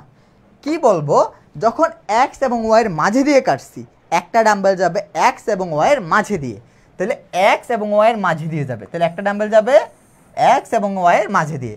আরেকটা ডাম্বেল কোন দিক দিয়ে যাবে, এই ডাম্বেলের সাথে 90 ডিগ্রি অ্যাঙ্গেলে, মানে এই ডাম্বেলটার সাথে 90 ডিগ্রি অ্যাঙ্গেলে, বুঝছেন? মনে রাখতে হবে, প্রথমে কাটবো ওইটার মাঝে দিয়ে আঁকাবো, ওইটার সাথে 90 ডিগ্রি, মানে এই ডাম্বেলটার সাথে এটা 90 ডিগ্রি, এই কোনটা কত 90 ডিগ্রি, বুঝছেন? পরেরটা দেখি, ক্লিয়ার হয়ে যাবেন। কাটবো কই দিয়ে, জেড এবং ওয়াই এবং জেড এর মাঝে কাটবো, তাহলে ডাম্বেল কোন দিক দিয়ে যাবে, ওয়াই জেড এর মাঝে দিয়ে, তাহলে ওয়াই আর জেড, তাহলে একটা ডাম্বেল যাবে ওয়াই জেড এর মাঝ বরাবর, আরেকটা কোন দিক দিয়ে যাবে, ওইটার সাথে 90 ডিগ্রি, তাহলে এটা যাবে হচ্ছে এটার সাথে 90 ডিগ্রি অ্যাঙ্গেলে। ক্লিয়ার হইল। পরে আসি জেড এক্স, তাহলে জেড এবং এক্স কেটে দেবো, তাহলে জেড এবং এক্স এর মাঝে দিয়ে একটা যাবে, আরেকটা যাবে এই ডাম্বেলের সাথে 90 ডিগ্রি অ্যাঙ্গেলে। হইল। কিন্তু ভাইয়া এখানে তো স্কোয়ার চলে আসে, মনে রাখবা যখন স্কোয়ার চলে আসবে সরাসরি অক্ষ বরাবর যাবে, তাহলে X square to Y square, তাহলে একটা যাবে এক্স স্কোয়ার দিয়ে এক্স দিয়ে, আরেকটা যাবে ওয়াই দিয়ে, বুঝছেন? তাহলে উত্তর কি পাইছেন, কোনটি হচ্ছে সরাসরি অক্ষ বরাবর X square to Y square. কারণ কি, এটা ডাম্বেলটা কোন দিক দিয়ে যাবে, একটা যাবে এক্স দিয়ে সরাসরি, একটা যাবে ওয়াই দিয়ে সরাসরি, এটা যদি এক্স হয়, এটা যদি ওয়াই হয়, এটা যদি জেড হয়। কারণ কি বলেন তো, D X square to Y square কি স্কোয়ার থাকলে সরাসরি অক্ষ বরাবর, আশা করি বুঝছেন। কিন্তু জেড স্কোয়ার ভাই এখানে একটা স্কোয়ার, তাহলে প্রথমটা কোন দিক দিয়ে যাবে, জেড এর উপর দিয়ে, আর তো কিছু নাই, বাকি যেটা থাকবে সেটা এখানে একটা মেঘের মতো বলয় তৈরি করবে। হ্যাঁ, এরকম একটা বলয় তৈরি করবে। আশা করি যারা এই অরবিটালের ফিগার আঁকা শিখেন নাই, এখন আশা করি পারবেন। একটু কমেন্ট করে জানান যে ভাইয়ারা আপনারা কি বুঝছেন কিনা, একটু জানান।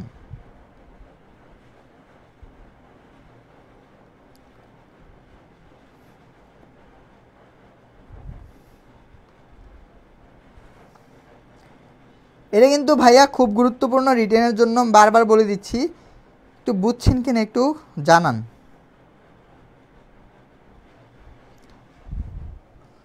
ওকে, চলি এবার তাহলে সামনে। নিচের কোন আলোক রশ্মি তরঙ্গ দৈর্ঘ্য সবচেয়ে কম, এটা আনসার করেন 1 মিনিটের মধ্যে, ঝটপট আনসার করেন।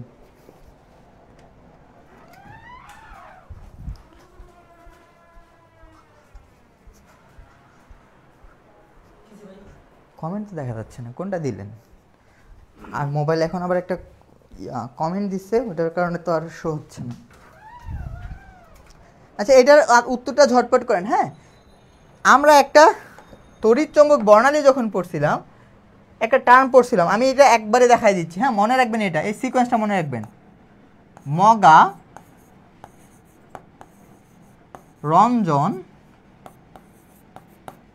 অতি দৃশ্যমান, আইডুকেশন এটা দিয়ে, হ্যাঁ, অতি দৃশ্যমান অবলাকে মারে।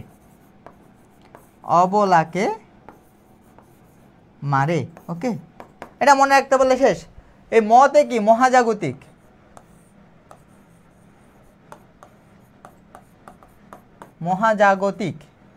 গাতে হচ্ছে গামা, রঞ্জনতে হচ্ছে এক্স রে, রঞ্জন রশ্মি, তাই তো।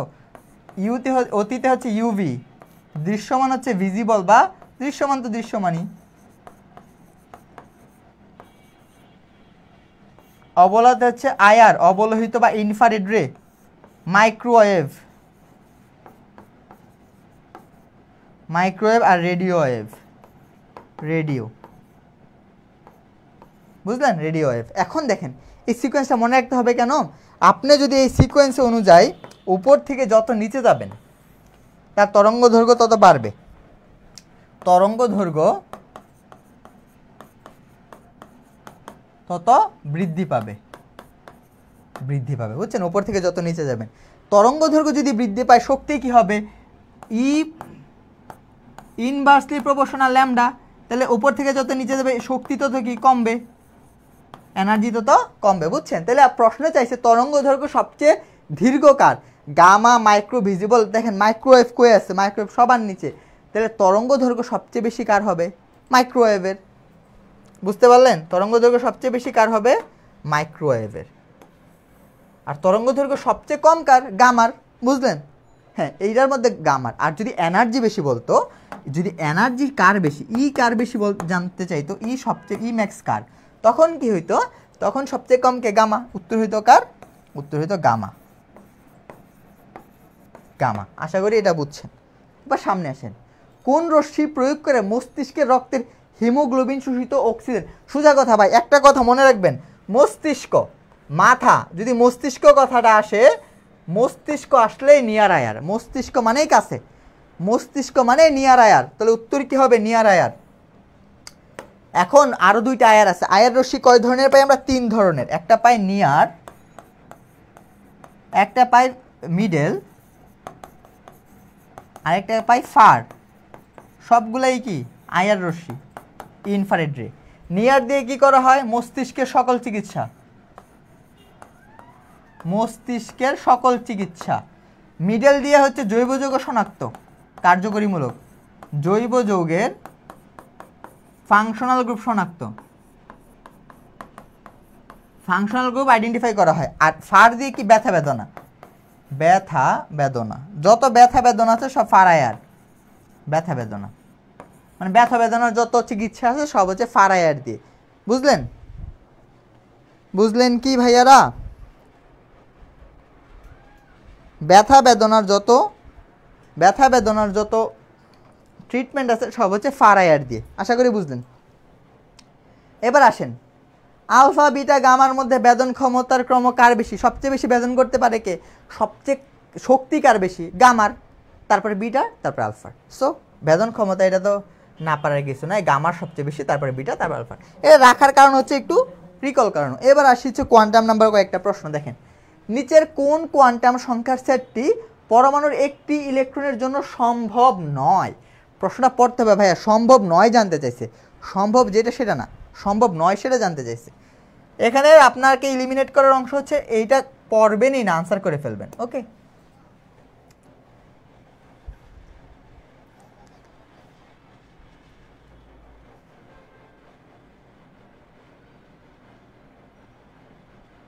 ওই কমেন্টটা করার পর থেকে ওগুলো আর দেখাই যাচ্ছে না। একটা কমেন্ট দিলেন না ওই যে ডিওআইসি বেচের, না পিন কমেন্টে দেওয়া যাবে না? কিভাবে যে দেয়? ও, তাইলে ওই কমেন্ট দেখা যাচ্ছে না কেন? আচ্ছা ঠিক আছে।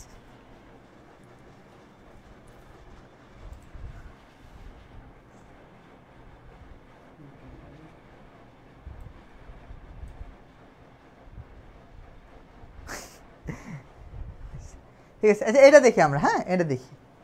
নিচে এই এটার উত্তর করেন আপনারা। হ্যাঁ, এটার উত্তর করেন। নিচের কোন কোয়ান্টাম সংখ্যার শর্ট মানে সেটটি হচ্ছে সম্ভব নয় সেটা জানতে চাইছে। এগুলো হচ্ছে অপশন টেস্ট করে বের হয়ে যাবে। দেখেন, এন এর মান 2, এল এর মান 1 সম্ভব, কারণ কি? এন এর মান থেকে এল এর মান কম হবে, এম এর মান 0 হইতে পারে, এটা সম্ভব। এন এর মান 3, এল এর মান 1 হইতে পারে। এই যে দেখেন, এই অংশটা একটু লক্ষ্য করুন, এল এর মান 1, এম এর মান 2, এটা কি সম্ভব? আমরা কি জানি এন এর মান কি হইতে পারে? 1 থেকে 2 ডট ডট ডট ইনফিনিটি পর্যন্ত হইতে পারে। এল এর মান কি? n - 1, 0 ইনক্লুডেড থাকে, তাই তো? মানে এল এর মানটা n থেকে 1 ছোট হবে মাস্ট। এম এর মানটা কার উপর ডিপেন্ড করতেছে? Plus minus L. মানে এম এর মানটা কখনোই এল থেকে ছোট হবে না। এম এর মান অলওয়েজ এল থেকে কি হবে? সমান অথবা ছোট, সমান অথবা ছোট। বুঝলেন? সমান হইতে পারে কিন্তু ছোট হইতে পারে, বড় হইতে পারবে না, ছোট হইতে পারে। তাহলে দেখেন তো এম এর মান বড় হয়ে গেছে, তাহলে উত্তর কি? এটা। তাহলে উত্তর হবে আমার খ, এটা সম্ভব না। উত্তর হবে আমার এটা সম্ভব না। বুঝছেন? বুঝছেন আপনারা? আশা করি বুঝছেন। ওকে, বুঝে থাকলে তো অসংখ্য ধন্যবাদ আপনাদেরকে। পরে আসেন 4D অরবিটালের জন্য কোয়ান্টাম সংখ্যার সেটটি সঠিক, মানে 4D এর জন্য কোনটা সঠিক সেটা জানতে চাইছে। আমি আপনার এখানে বের করে ফেলি, দেখেন 4D, 4 মানে কি, n এর মান কত, n এর মান 4। d এর জন্য l এর মান কত, d এর জন্য l এর মান কত, মনে আছে একটা চার্ট দেখাইছিলাম একটু আগে, d এর জন্য l এর মান কত, যখন l এর মান যখন 0 সেটা কি s orbital, 1 p orbital, 2 d orbital, 3 f orbital. তাহলে d এর জন্য কি হবে 2 হবে, l এর মান হবে 2, l এর মান যদি 2 হয় m এর মান কি হবে প্লাস মাইনাস 2 হবে, মানে প্লাস মাইনাস 2 হবে m এর মান, এটা হবে m এর মান, s এর মান তো প্লাস আপ মাইনাস আপ। দেখেন এটা কই আছে 4 l এর মান 0 হইতে পারে, m এর মান 0 হইতে পারে, 4 l এর মান 1 m এর মান 1, এটা তো হইতে পারে। কিন্তু ভাই d বলছে না, d এর জন্য l এর মান অবশ্যই কত হইতে হবে 2 হইতে হবে, 2 কই আছে 2, একটা জায়গায় আছে 2, l এর মান একটা জায়গায় 2 আছে। তাহলে উত্তর আমার কোনটা দেখছেন গো। আপনি যদি বেসিকটা বুঝেন, এইসব এমসিকিউ সলভ করে কি হাতের মোয়া চুটকি, তাই না? বুঝছেন আপনি?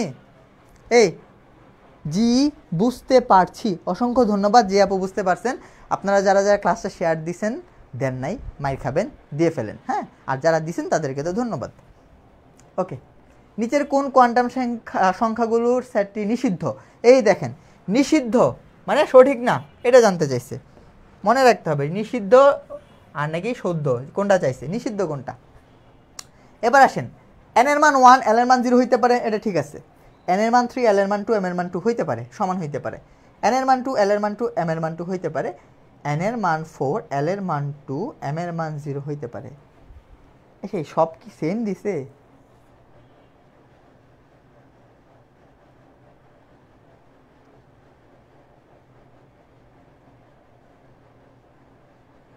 এই যে ভুল, এই যে দেখেন, এই যে লক্ষ্য করেন তো ভাইয়ারা, প্রশ্নটা ঘুরায় কোথায় জানেন, হয় আপনার এল আর এম এ প্রবলেম করবে, না হয় এল এবং এন এ প্রবলেম করবে। এখানে এর আগের প্রশ্নটা লক্ষ্য করেন, প্রবলেম করছিল এল এবং এম এর মধ্যে, আর এখানে প্রবলেম হয়েছে এন এবং এল এর মধ্যে। এন এর মান বলছে 2, এল এর মান অবশ্যই কি হবে n - 1 হবে, মানে n থেকে 1 কম হবে, কিন্তু এন এর মান দিচ্ছে 2, এল এর মানও কত 2, তাহলে উত্তর কি এটা? তাহলে এটাই তো আমার নিষিদ্ধ, এটাই আমার নিষিদ্ধ। তাহলে আপনি কিন্তু এখন প্রশ্নের প্যাটার্নটা বুঝে গেছেন। এরকম যত প্রশ্ন আসবে আপনার কি আর ভাবা লাগবে? প্রথমে দেখবেন এল এবং এম এর মধ্যে মানে ঝামেলা আছে কিনা। যদি এল এবং এম এর ঝামেলা না থাকে তাহলে ঝামেলা কই থাকবে? এন এবং এল এর মধ্যে। এই দুইটা জায়গায় হচ্ছে ঝামেলা করে আর কি। আশা করি ক্লিয়ার। আচ্ছা, এটাই হচ্ছে বোঝানো, এটা বলে দিছি সব কিছু। ওই যে কোয়ান্টাম অরবিটালের আকার প্রকাশ করে, আকৃতি প্রকাশ করে, ত্রিমাত্রিক দিক বিন্যাস, আর হচ্ছে ইলেকট্রনের ঘূর্ণন দিক প্রকাশ করে, এটা বলে দিছি, এটা আর লাগবে না। ওকে, সমশক্তি সম্পন্ন অরবিটালে ইলেকট্রন প্রবেশের দিক নির্দেশনা সংবলিত নীতি কে দিছে? ডেফিনেশন এটা কে দিছে বলেন তো, দেখি মনে আছে কিনা। আপনারা অনেকগুলো নীতি পড়ছেন না, হুন্ডসের ল, তারপর হচ্ছে আউফবাউ রুলস, তারপর হচ্ছে পৌলির এক্সক্লুশন ল, এটা কে দিছিল? হুন্ডের নীতি, পলির বর্জন নীতি, এগুলো কে দিচ্ছে? এটা কে দিচ্ছে বলেন তো? সমশক্তি মানে একই অরবিটালে, সমশক্তির অরবিটালে ইলেকট্রন যখন প্রবেশ করবে, প্রথমে সর্বনিম্ন কি ছিল? সর্বোচ্চ সংখ্যক বীজের অবস্থায় থাকা ট্রাই করবে। এটা কে দিছিল? বিজ্ঞানী হুন্ড দিছিল, বিজ্ঞানী হুন্ড দিছিল। আর আউফবাউ কি বলছিল? প্রথমে নিম্ন শক্তির অরবিটাল পূরণ করবে, পরে ক্রমান্বয়ে উচ্চ শক্তি স্তরে যাবে। আর পলি বলছিল একটা পরমাণুর 2টা ইলেকট্রনের 4টা কোয়ান্টাম নাম্বার কখনোই সেম হইতে পারে না। সো এটা আমরা বুঝছি। আমরা পলির বর্জন নীতি নিয়ে একটু পড়াশোনা করব, এটা গুরুত্বপূর্ণ রিটেনের জন্য। হ্যাঁ, পলির বর্জন নীতি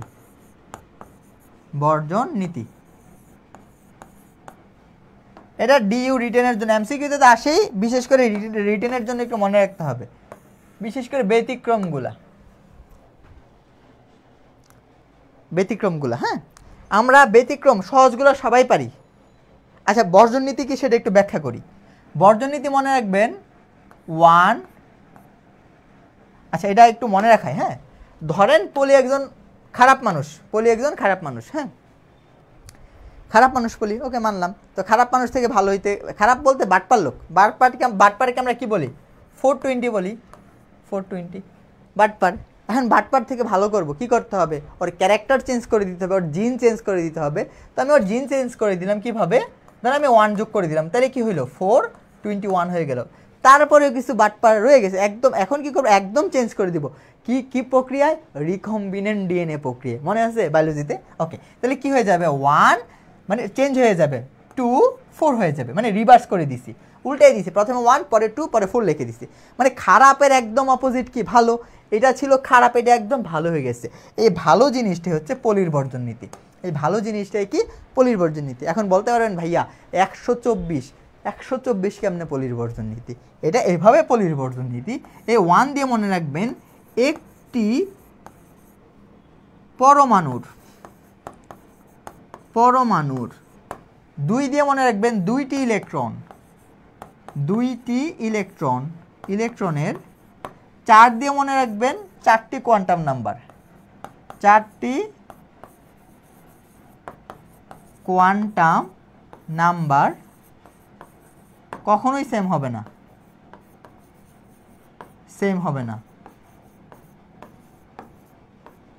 কখনোই সেম হবে না, বুঝছেন? একটি পরমাণুর 2টি ইলেকট্রনের 4টি কোয়ান্টাম নাম্বার কখনোই সেম হবে না। এটাই হচ্ছে বিজ্ঞানী পলি দিচ্ছেন আর কি। একটা ছোট্ট এক্সাম্পল যদি দেই, ধরেন আমি সোডিয়াম নিলাম, আমি সোডিয়াম না, ধরেন আমি সোডিয়ামকে নিলাম। হ্যাঁ, সোডিয়ামের হচ্ছে 11টা ইলেকট্রন। তাহলে ইলেকট্রন কনফিগারেশন করেন 1s2 2s2 2sp 6 3s1। আমি যদি বলি সোডিয়ামের 10 নাম্বার ইলেকট্রন আর হচ্ছে 10th, সোডিয়ামের 10th ইলেকট্রন আর হচ্ছে 11th 11 নাম্বার ইলেকট্রনের জন্য আমি যদি পলিবর্জন নীতি ব্যাখ্যা করতে চাই, তাহলে 4টা কোয়ান্টাম নাম্বার সেম হবে না, সেটা ব্যাখ্যা করতে বলছে। n 4টা কোয়ান্টাম নাম্বার কি? l m m s s। এবার 11 নম্বর ইলেকট্রন কই আছে লক্ষ্য করেন তো। এই পর্যন্ত 4, এই পর্যন্ত 10, এখানে হচ্ছে 11, মানে এখানে আছে কত? পি এর অরবিটালটা আঁকাই, 2p। পি এর তো 3টা অরবিটাল, একটা, এই কত গেল বলেন তো? 4 5 6 7 8 9 10। এই হচ্ছে আমার 10 নাম্বার ইলেকট্রন আর এই হচ্ছে আমার 11 নাম্বার ইলেকট্রন, তাই তো? এবার লক্ষ্য করেন তো n এর মান কত? n এর মান তো 10 এর জন্য কত? 2, 11 এর জন্য কত? 3। l এর মান কত? যেহেতু p অরবিটাল l এর মান 1, s অরবিটাল l এর মান 0। m এর মান কত? m এর মান দেখেন তো, এটা কত? -1, এটা 0, এটা +1। তাহলে m এর মান কত? +1। আর এটার m এর মান কত? 0। এটা কত? +1 যদি দেন, এটা উল্টা ডিরেকশন, এটা সেম ডিরেকশন, তাহলে এটা দিবেন -1। দেখেন এখানে একটাও মিলে না, সবগুলো ভিন্ন হইতে পারে, মানে মিনিমাম একটা হইলেও ভিন্ন হবে, কিন্তু এখানে কি সবগুলোই ভিন্ন হয়েছে, হইতেই পারে, প্যারা তো নাই। এবার একটা ব্যতিক্রম দেখি আমরা। হ্যাঁ, ব্যতিক্রম যেটা পরীক্ষা আসার মতো, ডিউ রিটেন।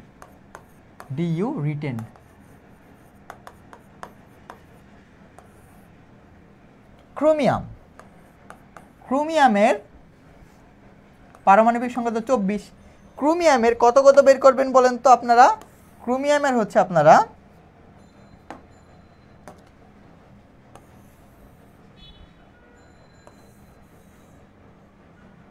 23 এবং 24 বের করবেন। কত? ক্রোমিয়ামের 23 নাম্বার ইলেকট্রন আর হচ্ছে 24 নাম্বার ইলেকট্রনের জন্য এই কোয়ান্টাম নাম্বারটা বের করবেন। কার মান বের করবেন? n এর মান, l এর মান, m এর মান আর হচ্ছে s এর মান। চলেন একটু করি। ক্রোমিয়ামের ইলেকট্রন কনফিগারেশন করেন তো। আর্গন পর্যন্ত কত গেল? 18। তারপর কি আছে? 4s, তারপর আছে 3d। 24টা তো, তাই না? তাহলে 4s 1 হয় আর 3d কত হয়? 5 হয়। হইল। এখন আমি যদি ব্লক আকারে দেখাইতে চাই আপনাকে, এই হচ্ছে 4s অরবিটাল, এই হচ্ছে 3d অরবিটাল। তাহলে 1টা 2টা 3টা 4টা 5টা, এটা হচ্ছে 3d, এটা হচ্ছে আমার 4s, তাই তো? এখন ইলেকট্রনগুলো কি আছে দেখেন তো। 4s এ কয়টা আছে? একটা। এই পর্যন্ত 18 গেল না, এই হচ্ছে আমার 19 নাম্বার ইলেকট্রন। হইল, এখানে 5টা আছে, প্রথমে একটা করে যাবে, তাই তো? 5টা হইল। তাহলে দেখেন তো 18, 19, 20, 21, 22, 23, এ হচ্ছে আমার 23, এ হচ্ছে আমার 24। পাই গেলাম না? পাই গেলাম। এখন যদি হিসাব করেন n এর মান কত, 23 এর জন্য n এর মান 3, l এর মানও কত, n এর মানও 3, l এর মান কত, যেহেতু d অরবিটাল, d এর জন্য l এর মান কত 2, এখানে কত 2, m এর মান কত, এটা যদি -2 হয় এটা হবে -1, এটা হবে 0, এটা হবে +1, এটা হবে +2। তাহলে কত হবে, প্লাসের 1 হবে, ওইটা হবে প্লাসের 2। আর যেহেতু দুটো একই দিকে আছে, দুইটাই কি পজিটিভের হাফ, দুইটাই কি পজিটিভের হাফ। বুঝছেন? বুঝলেন ভাইয়ারা? এটা বুঝছেন? এটা বুঝছেন? যারা যারা এটা বুঝছেন, রিটেনে যদি আসে, এমসিকিউ আসলে পার পেয়ে যাবেন। এমসিকিউ আসলে এভাবেও যদি করেন পার পেয়ে যাবেন, উত্তর সঠিক উত্তর আপনি বের করে ফেলতে পারবেন।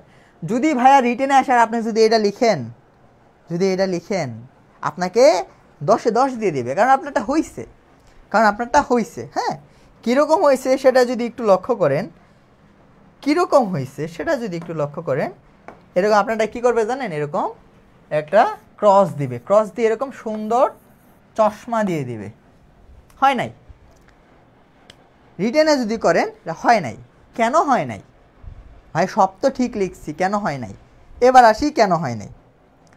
দেখেন আমরা কিন্তু এগুলো পড়ে গেছি ছোটোবেলায়, কেন হয় নাই, সব তো ঠিক রাখছিলাম, কেন এটা হয় নাই। আসেন, ক্রোমিয়াম, ভাই আমাদের ইলেকট্রন গণনাতে ঝামেলা হয়েছে, গণনাতে, ইলেকট্রন গণনাতে। ক্রোমিয়াম কত, 24। ইলেকট্রন কনফিগারেশন করেন তো, আর্গন পর্যন্ত কত গেল, 18 গেল, এইটুকু তো ঝামেলা নাই, 18। পরে আছে 4s, পরে আছে কি 3d। মনে পড়ে বিজ্ঞানী আউফবাউ কি বলছিল, প্রথমে সর্বনিম্ন শক্তিস্তর আগে পূরণ করবে, তারপরে ক্রমান্বয়ে উচ্চ শক্তিস্তরে যাবে। তাইলে 4s এ কয়টা যাবে, প্রথমে দুইটা, তারপরে আরো থাকবে কয়টা, 4টা। এই হচ্ছে নর্মাল ইলেকট্রন বিন্যাস। স্ট্যাবিলিটির জন্য কি করে, স্ট্যাবিলিটির জন্য 4s থেকে একটা ইলেকট্রন এখানে দিয়ে দেয়, তখন ইলেকট্রন কনফিগারেশনটা কীরকম হয়ে যায়, 4s1 3d5 হয়ে যায়, পরবর্তীতে এরকম হয়। কিন্তু ভাইয়া ইলেকট্রনটা কার কাছ থেকে দিচ্ছিল, 4s থেকে দিচ্ছে, তাই তো। এখন যদি আমরা একটু লক্ষ্য করি, ব্লক আকারে দেখাইতে চাই, এ হচ্ছে আমার 4s, এই হচ্ছে আমার 3d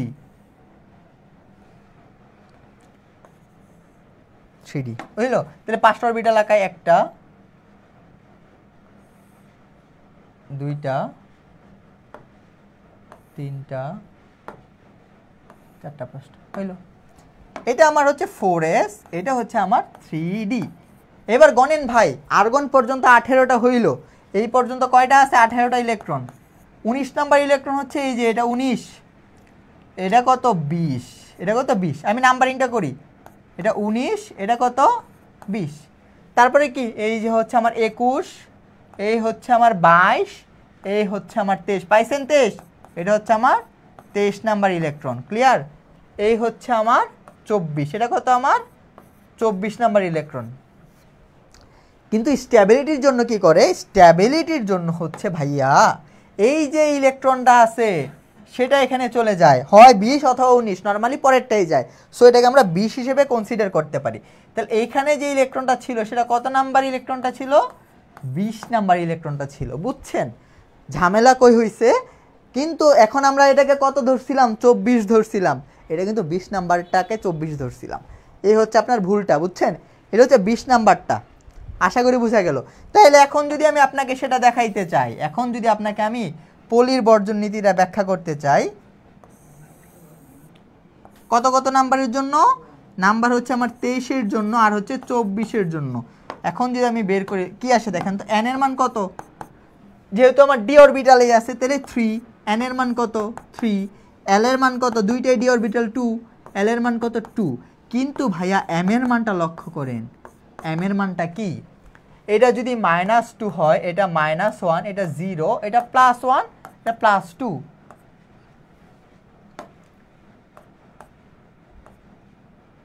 তাই তো। এই এটা পজিটিভের 1, হ্যাঁ পজিটিভের 1, ওকে। তাহলে দেখো তো এই এটা কত 23 না, 23-এর জন্য m এর মান কত 0, ওইটার জন্য কত পজিটিভের 1, আর যেহেতু একই দিকে আছে S এর মানটা কি হবে হাফ। এই একই দিকে আছে, একই দিকে তো নাই, ভুল লিখছি তো। এই দেখেন এটা কিন্তু উল্টা দিকে, এই যে এই দিকে, তাই না? এই যে এটা গেছে না ওই দিকে, তাহলে এটা যদি পজিটিভের হাফ দেন S এর মানটা কি হবে নেগেটিভের হাফ। বুঝছেন? এই হচ্ছে আপনার অ্যাপ্রোপ্রিয়েট আনসার। বুঝছেন? রাম্মু একটু পরে ফোন দিয়ে একটু বাইরে আসি।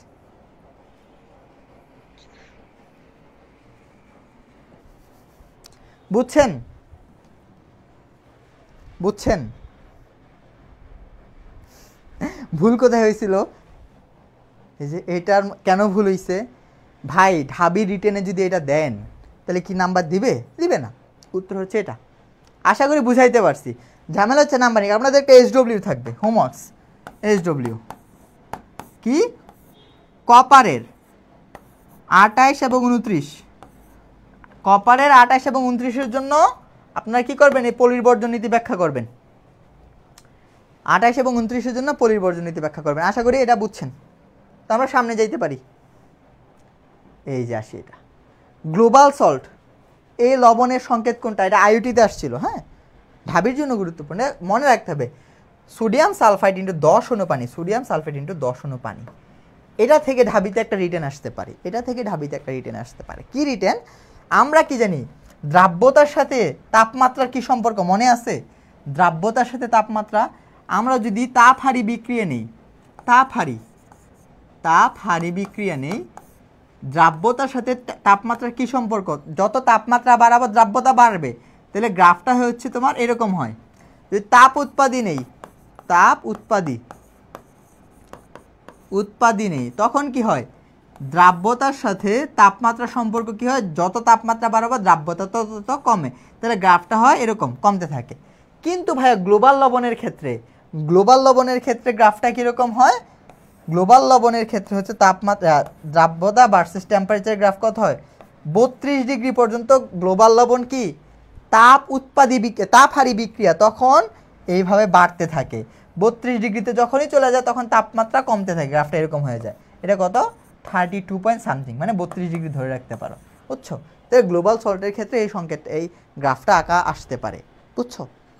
আশা করি ক্লিয়ার। পরে আসো, অ্যালুমিনিয়াম হাইড্রোক্সাইডের দ্রাব্যতা যদি গ্রাম পার লিটার হয় তাহলে দ্রাব্যতা গুণফল কত হবে? বুটেক্সে আসছিল। লবণ ভাঙা আমরা সবাই পারি। দেখেন অ্যালুমিনিয়াম হাইড্রোক্সাইড কেমনে ভাঙবে? সহজ জিনিস এগুলা। Aluminium 3++3 hydroxyl minus. তাহলে এটার যদি অ্যাস হয় এটা কি হবে? অ্যাস হবে, এটা কত হবে? থ্রাইসিস হবে। এগুলো আমরা সংখ্যা অনুপাতিক সমীকরণ থেকে জানি। তাহলে আমার কেএসপি কি হবে? কেএসপি হবে, আমি প্রথমে বড় করে করতেছি, পরে শর্টকাট দেখাই দিচ্ছি। এখানে কি হবে? হাইড্রোক্সিল 3। তো এটা যদি এস হয় এটা কত হবে? Thrice S whole cube, ultimately 27 s to the power 4, 27 s to the power 4। বুঝছেন? কই আছে 27 s টু দি পাওয়ার 4? যেহেতু x বলছে তাহলে 27 s টু দি পাওয়ার 4 হবে। এই যে এটা হবে উত্তর। শর্টকাটে কেমনে করবে? এত বড় তো দরকার নাই। কি আছে এলো আমার বলেন তো? অ্যালুমিনিয়াম হাইড্রোক্সাইড ছিল, ওকে থাকলো। অ্যালুমিনিয়াম কয়টা আছে? একটা। 1 এর উপরে 1 দিব, মানে আমার উপরে আমি দিব। হাইড্রোক্সিল কয়টা আছে? 3টা, তার উপরে তাকে দিব। আর অ্যাসের উপরে কারে দিব? আমি আর তাকে দিব। বুঝছো? শেষ। আমার উপরে আমি যাব, তার উপরে তা যাবে, অ্যাসের উপরে আমরা দুজন মিলে যাব। শেষ। তাহলে কি হচ্ছে দেখেন তো? 27 s টু দি পাওয়ার 4 হচ্ছে। 27 s টু দি পাওয়ার 4 হচ্ছে। যে কোনো দ্রাব্যতা গুণফল বলক আপনি এভাবে বের করতে পারবেন। বুঝছেন? আমার উপরে আমি যাব, তার উপরে তা যাবে, আর অ্যাসের উপরে আমরা দুজন মিলে যাব। শেষ। আরেকটা দেখেন, আরেকটা দেখাচ্ছি। যদি এরকম হইতো কি দিব বলেন তো? কি দিব? Magnesium chloride. সহজ জিনিস, ম্যাগনেসিয়াম ক্লোরাইড। এটা কি হবে? ম্যাগনেসিয়াম একটা, আমার উপরে আমি। ক্লোরিন কয়টা? 2টা, 2 এর উপরে 2। অ্যাসের উপরে কে যাবে? আমি প্লাস থামি। 1 + 2 মানে কত হচ্ছে? 4 s to the power 3, 4 s to the power 3। বুঝেছেন? এগুলোই আসবে পরীক্ষা, এগুলোই আসবে, এগুলোই ভুল করি। এবার আসি, 5টি আয়ন উৎপন্ন হয় এমন একটা লবণ বলছে, এটার কেএসপি কি হবে? দেখেন তো কি আছে এখানে? কয়টা? শর্টকাট, ক্যালসিয়াম কয়টা? 3টা, মানে তার ধরেন ক্যালসিয়াম হচ্ছে আমি, তাহলে আমার উপরে আমি যাব, 3 উপরে 3 যাবে। ফসফেট কয়টা? 2টা, 2-এর উপরে 2 যাবে। এসের উপরে কে যাবে? আমি প্লাস তুমি, মানে 3 + 2 যাবে। তাহলে কত হচ্ছে? 27 × 4 s টু দি পাওয়ার কত? 5। এটা গুণ করলে কত আসে? 108। 108 s টু দি পাওয়ার 5। একদম বাচ্চা কাচ্চার পড়াশোনা, খালি বুঝবেন আর দাগাবেন, শেষ। 108 হয় গুণ করলে, 4 × 7 = 28। হ্যাঁ 108। কি বাচ্চারা বুঝছেন কি?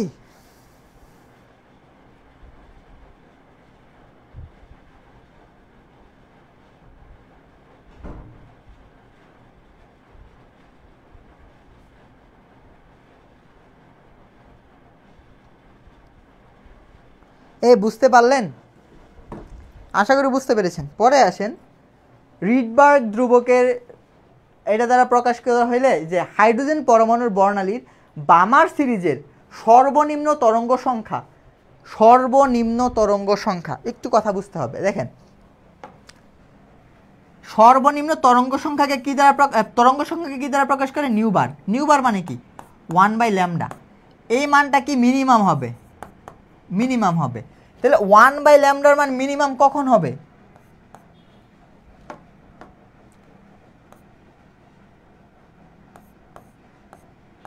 যখন যখন মিনিমাম হবে, যখন মিনিমাম হবে, যখন মিনিমাম হবে।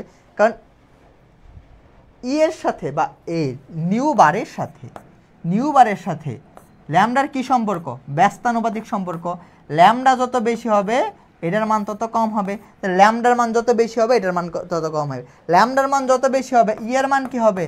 এর মান তত মিনিমাম হবে, এর মান তত মিনিমাম হবে। এইটুকু তো আশা করি বুঝছি। তাহলে বলছে বামার সিরিজের জন্য, এই যদি আমি বামার সিরিজ আঁকাইতে চাই, এই ধরেন বামার সিরিজ কোথায় আঁকা পাচ্ছে, এটাকে আমি শর্ট করি, এগুলোকে আমি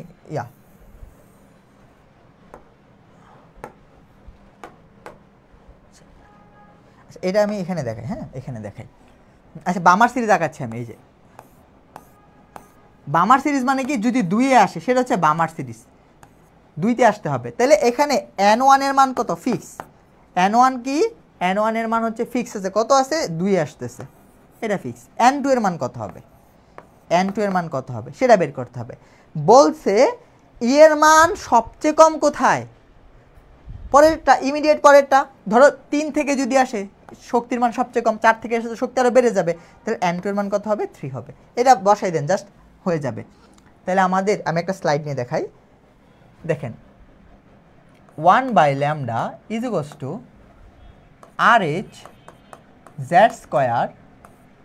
1/n1² - 1/n2²। এটা আমার রিডবার্গ ইকুয়েশন। এখানে কোনটাকে, এটা একটু মনে রাখতে হবে। এই n2 কি? ফাইনাল নাকি ইনিশিয়াল? ইনিশিয়াল। কোথায় ছিল মানে কি মনে রাখবেন? কোথায় ছিল আগে। আর n1 হচ্ছে কোথায় আসছে? ফাইনাল, মানে কোথায় আসছে, কোথায় আসছে, বুঝছেন? আর z মানে কি? Proton number, proton number, proton number. আর RH কি? রিডবার্গ ইকুয়েশন, রিডবার্গ ধ্রুবক 10, 96, 78 পার সেন্টিমিটার। ওকে, এই হচ্ছে আমার ইকুয়েশন। এখন যদি আমি বসাইতে চাই, আমরা কি 1/λ মান বের করব। RH থাকলো RH এর মতো, যেহেতু হাইড্রোজেন পরমাণু, Z1 দেয়া যে কথা না দেয় সেম কথা। তাহলে 1/ কই থেকে আসতেছে দেখেন তো? বামার সিরিজে আসবে 1 2 3 4, 3 থেকে 2-এ আসবে যেহেতু সর্বনিম্ন বলছে।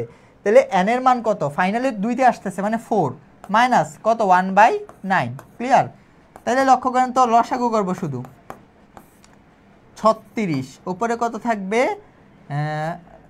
9, 9 মাইনাস 4। ওকে, তাহলে কত থাকতেছে? 5 RH / 36। আমার জানতে চাইছে এটার মানে, তো এটা মানে কি? নিউবার, নিউবার। তাহলে উত্তর কি হবে? 5 RH / 36, 5 RH / 36। এগুলো একটু মনোযোগ দিয়ে শিখতে হবে। কই গেল এটা? এই যে উত্তর কি হবে? 5 RH / 36। উত্তর হবে 5 RH / 36। এগুলো আমরা একদম ডিটেলস আপনাদেরকে পড়াবো। এগুলো তো একটা দেখাচ্ছি, টেইলার দেখাচ্ছি, তাই না? তখন আপনার আমাদের পেড বেচে কিন্তু এগুলো নিয়ে অনেক আরও যত টাইপের প্রশ্ন হইতে পারে সব করানো হবে।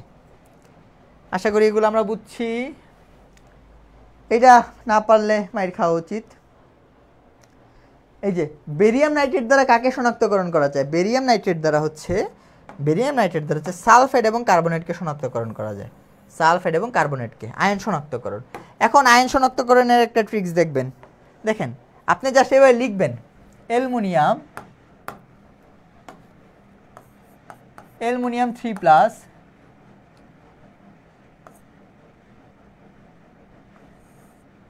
ক্যালসিয়াম 2+,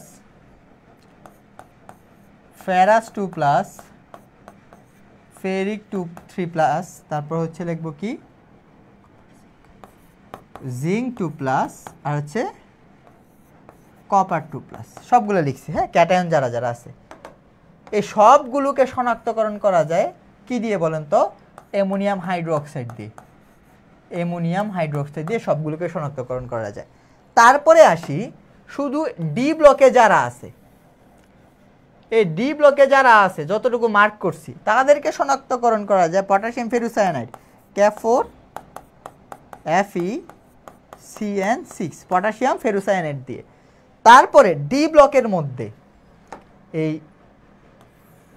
কপার ব্যতীত যারা তিনটা আছে ফেরাস, ফেরিক, জিঙ্ক, এটাকে আবার শনাক্তকরণ করা যায় পটাশিয়াম ফেরুসায়ানাইড দিয়ে K3 FeCN6 পটাশিয়াম ফেরুসায়ানাইড দিয়ে। আর শুধু ফেরাস এবং ফেরিককে আবার শনাক্তকরণ করা যায় অ্যামোনিয়াম থায়োসায়ানাইড দিয়ে NH4CNS অ্যামোনিয়াম থায়োসায়ানাইড দিয়ে। বুঝা গেল? তাছাড়া স্পেসিফিকভাবে এই ক্যালসিয়ামকে শনাক্তকরণ করা যায় অ্যামোনিয়াম অক্সালেট দিয়ে। অ্যামোনিয়াম অক্সালেটের সংকেতটা একটু দেখেন, NH4+ দিবেন দুইবার, NH4+, বুঝছেন? এখানে একটা অক্সিজেন নেগেটিভ চার্জ, এখানে একটা অক্সিজেন নেগেটিভ চার্জ। এই অক্সিজেন একটা কার্বনকে ধরবে, এই অক্সিজেন আরেকটা কার্বনকে ধরবে, এই অক্সিজেন আরও একটা ডাবল বন্ড একটা অক্সিজেন, ডাবল বন্ড একটা অক্সিজেন নিজেদেরকে ধরবে। এটাকে বলা হয় অ্যামোনিয়াম অক্সালেট। এটা দিয়ে হচ্ছে ক্যালসিয়ামকে শনাক্তকরণ করা যায়। তারপরে আসেন ক্যাটায়ন আর কি আছে? সোডিয়াম আছে। সোডিয়ামকে কি দ্বারা শনাক্তকরণ করা হয়?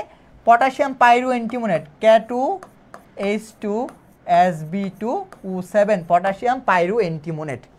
আর আছে অ্যামোনিয়াম আয়ন, এটা রিটেনের জন্য গুরুত্বপূর্ণ। অ্যামোনিয়াম আয়ন এটা হচ্ছে ন্যাসলার দ্রবণ, পটাশিয়াম মার্কিউরিক আয়োডাইড। হ্যাঁ, এটা রিটেনের জন্য, DU রিটেনের জন্য। বুঝা গেল? ক্যাটায়ন সব শনাক্তকরণ শেষ। আর আছে ভাইয়া ক্লাসের PDF কি পাবো? যারা যারা ক্লাস শেয়ার করছো তারা সবাই ক্লাসের PDF পাবা, বুঝছো? আর আছে অ্যানায়নগুলো। অ্যানায়ন কে কে আছে? অ্যানায়ন আমাদের আছেই তিনটা। ক্লোরাইড কি দিয়ে শনাক্তকরণ করা যায়? অ্যামোনিয়াম সিলভার নাইট্রেট দিয়ে। সালফেট SO4 2- আর হচ্ছে কার্বনেট, এটা কি দিয়ে শনাক্তকরণ করা হয়? বেরিয়াম নাইট্রেট দ্বারা। বুঝছো? পুরা আয়ন শনাক্তকরণ এক স্লাইডে, জাস্ট এটা মনে রাখবা, সব শেষ। ওকে, এবার না দেখেন তো এটা পারতেন কিনা। বেরিয়াম নাইট্রেট দিয়ে কি? কার্বনেট আর সালফেট। বেরিয়াম নাইট্রেট দিয়ে কি? কার্বনেট আর সালফেট। শেষ। প্রমোশন করবো একটু। সো আপনারা কিন্তু আমাদের কোর্সে ভর্তি হয়ে যাবেন ইনশাআল্লাহ। ওকে, দেখেন চাপের হ্রাসের দ্রাব্যতা হ্রাস পাবে কোনটা? চাপের সাথে কোনটা দ্রাব্যতা হ্রাস পাবে? এখানে দেখেন সোডিয়াম ক্লোরাইড, এটা সলিড, এটা উত্তর হবে না। কার্বন ডাইঅক্সাইড, কার্বন টেট্রাক্লোরাইড, এটা হবে না। সোডিয়াম সালফেট, এটা হবে না। একমাত্র আছে একটা, কার্বন ডাইঅক্সাইড, যেটা হচ্ছে গ্যাস। তাহলে চাপের প্রভাব কার উপর কাজ করে? গ্যাসিয়াসের উপর। চাপের প্রভাব গ্যাসিয়াসের উপর। এটা কিন্তু কোনো কিছু লাগে না, জাস্ট বেসিক। ন্যাসলার দ্রবণ দিয়ে কোনটি শনাক্তকরণ করা হয়? Ammonium ion. ন্যাসলার দ্রবণ দিয়ে অ্যামোনিয়াম আয়ন শনাক্তকরণ করা হয়। গেল। রিডবার্গ ইকুয়েশন, আচ্ছা এটা OSW, এটা একবার করাই দিছি, এটা আর করানো লাগবে না এখন, এটা থাকলো, আপনারা দেখে নেবেন। আর ওই আপনাদের বইয়েরই একটা চার্ট, যে মানে কোথা থেকে কোথায় আসলে, ধরেন 2 থেকে 3 দিয়ে আসলে কেউ, 4 থেকে কততে আসলে কেউ, এটাই বারবার পরীক্ষা ঘুরে আসে। দেখেন 5RH/36, 3RH/16, 21RH/8, 100, 8RH/36। এটা আপনারা একটু বই থেকে দেখে নেবেন। আমি আপনাদেরকে দেখানোর জন্য শুধু চার্টটা রাখছি, বুঝছেন? আচ্ছা, এইবার একটা দ্রাব্যতার মেতে আসি। বলছে কেএসপির মানে তো দ্রাব্যতা কত, তাহলে সিলভার ক্লোরাইড কেমনে ভাঙে? সিলভার ক্লোরাইড, এই হচ্ছে আমার সিলভার ক্লোরাইড। সিলভার ক্লোরাইড ভাঙবে কিভাবে ভাইয়ারা? সিলভারের পজিটিভ আয়ন আর হচ্ছে ক্লোরাইডের নেগেটিভ আয়ন, এভাবে। এটা যদি অ্যাস হয়, এটা অ্যাস, এটা অ্যাস, তাহলে কেএসপি সমান সমান কি? অ্যাস স্কোয়ার, এটা সবাই জানি। তাহলে অ্যাস মানে কি? Root over KSP. কেএসপির মান কত দেওয়া আছে দেখেন তো? 1 × 10⁻⁻10, 1 × 10⁻⁻10। তাহলে এটা রুট করলে কি হবে? 1 × 10⁻⁵। সহজ, 1 × 10⁻⁵। এইবার দেখেন, এটাও -5, এটাও -5, তাহলে উত্তর কোনটা হবে? এটা 2, এটা কিন্তু 1, এই যে উত্তর হবে এটা। এমন ম্যাথ দিবে না যেটা আপনি ক্যালকুলেটর ছাড়া পারবেন না। আর কি কিছু আছে না? আজকের ক্লাসে যা যা রাখলাম মোটামুটি আপনাদেরকে সব দেখানো ট্রাই করছি, যেগুলো রাখার প্রয়োজন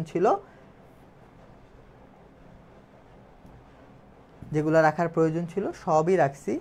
সো আজকের ক্লাসটা হচ্ছে এই পর্যন্তই থাকলো।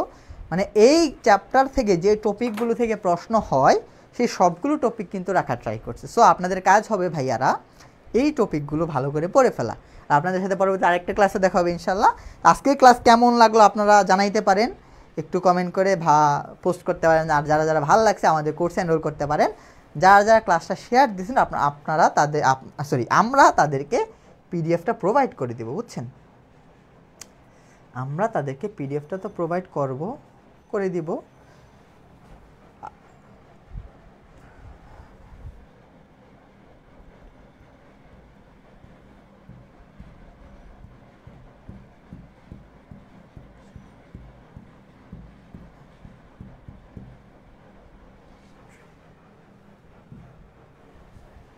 তো সকলে ভালো থাকেন, আপনাদের সাথে দেখা হবে অন্য একদিন অন্য একটা ক্লাসে। আজকে এই পর্যন্তই, সকলে ভালো থাকেন। আসসালামু আলাইকুম ওয়া রাহমাতুল্লাহ। যেগুলো পড়ালাম ওগুলা ভালো করে পড়েন, ইনশাআল্লাহ অনেকখানি কভার হয়ে যাবে। সকলেই ভালো থাকেন।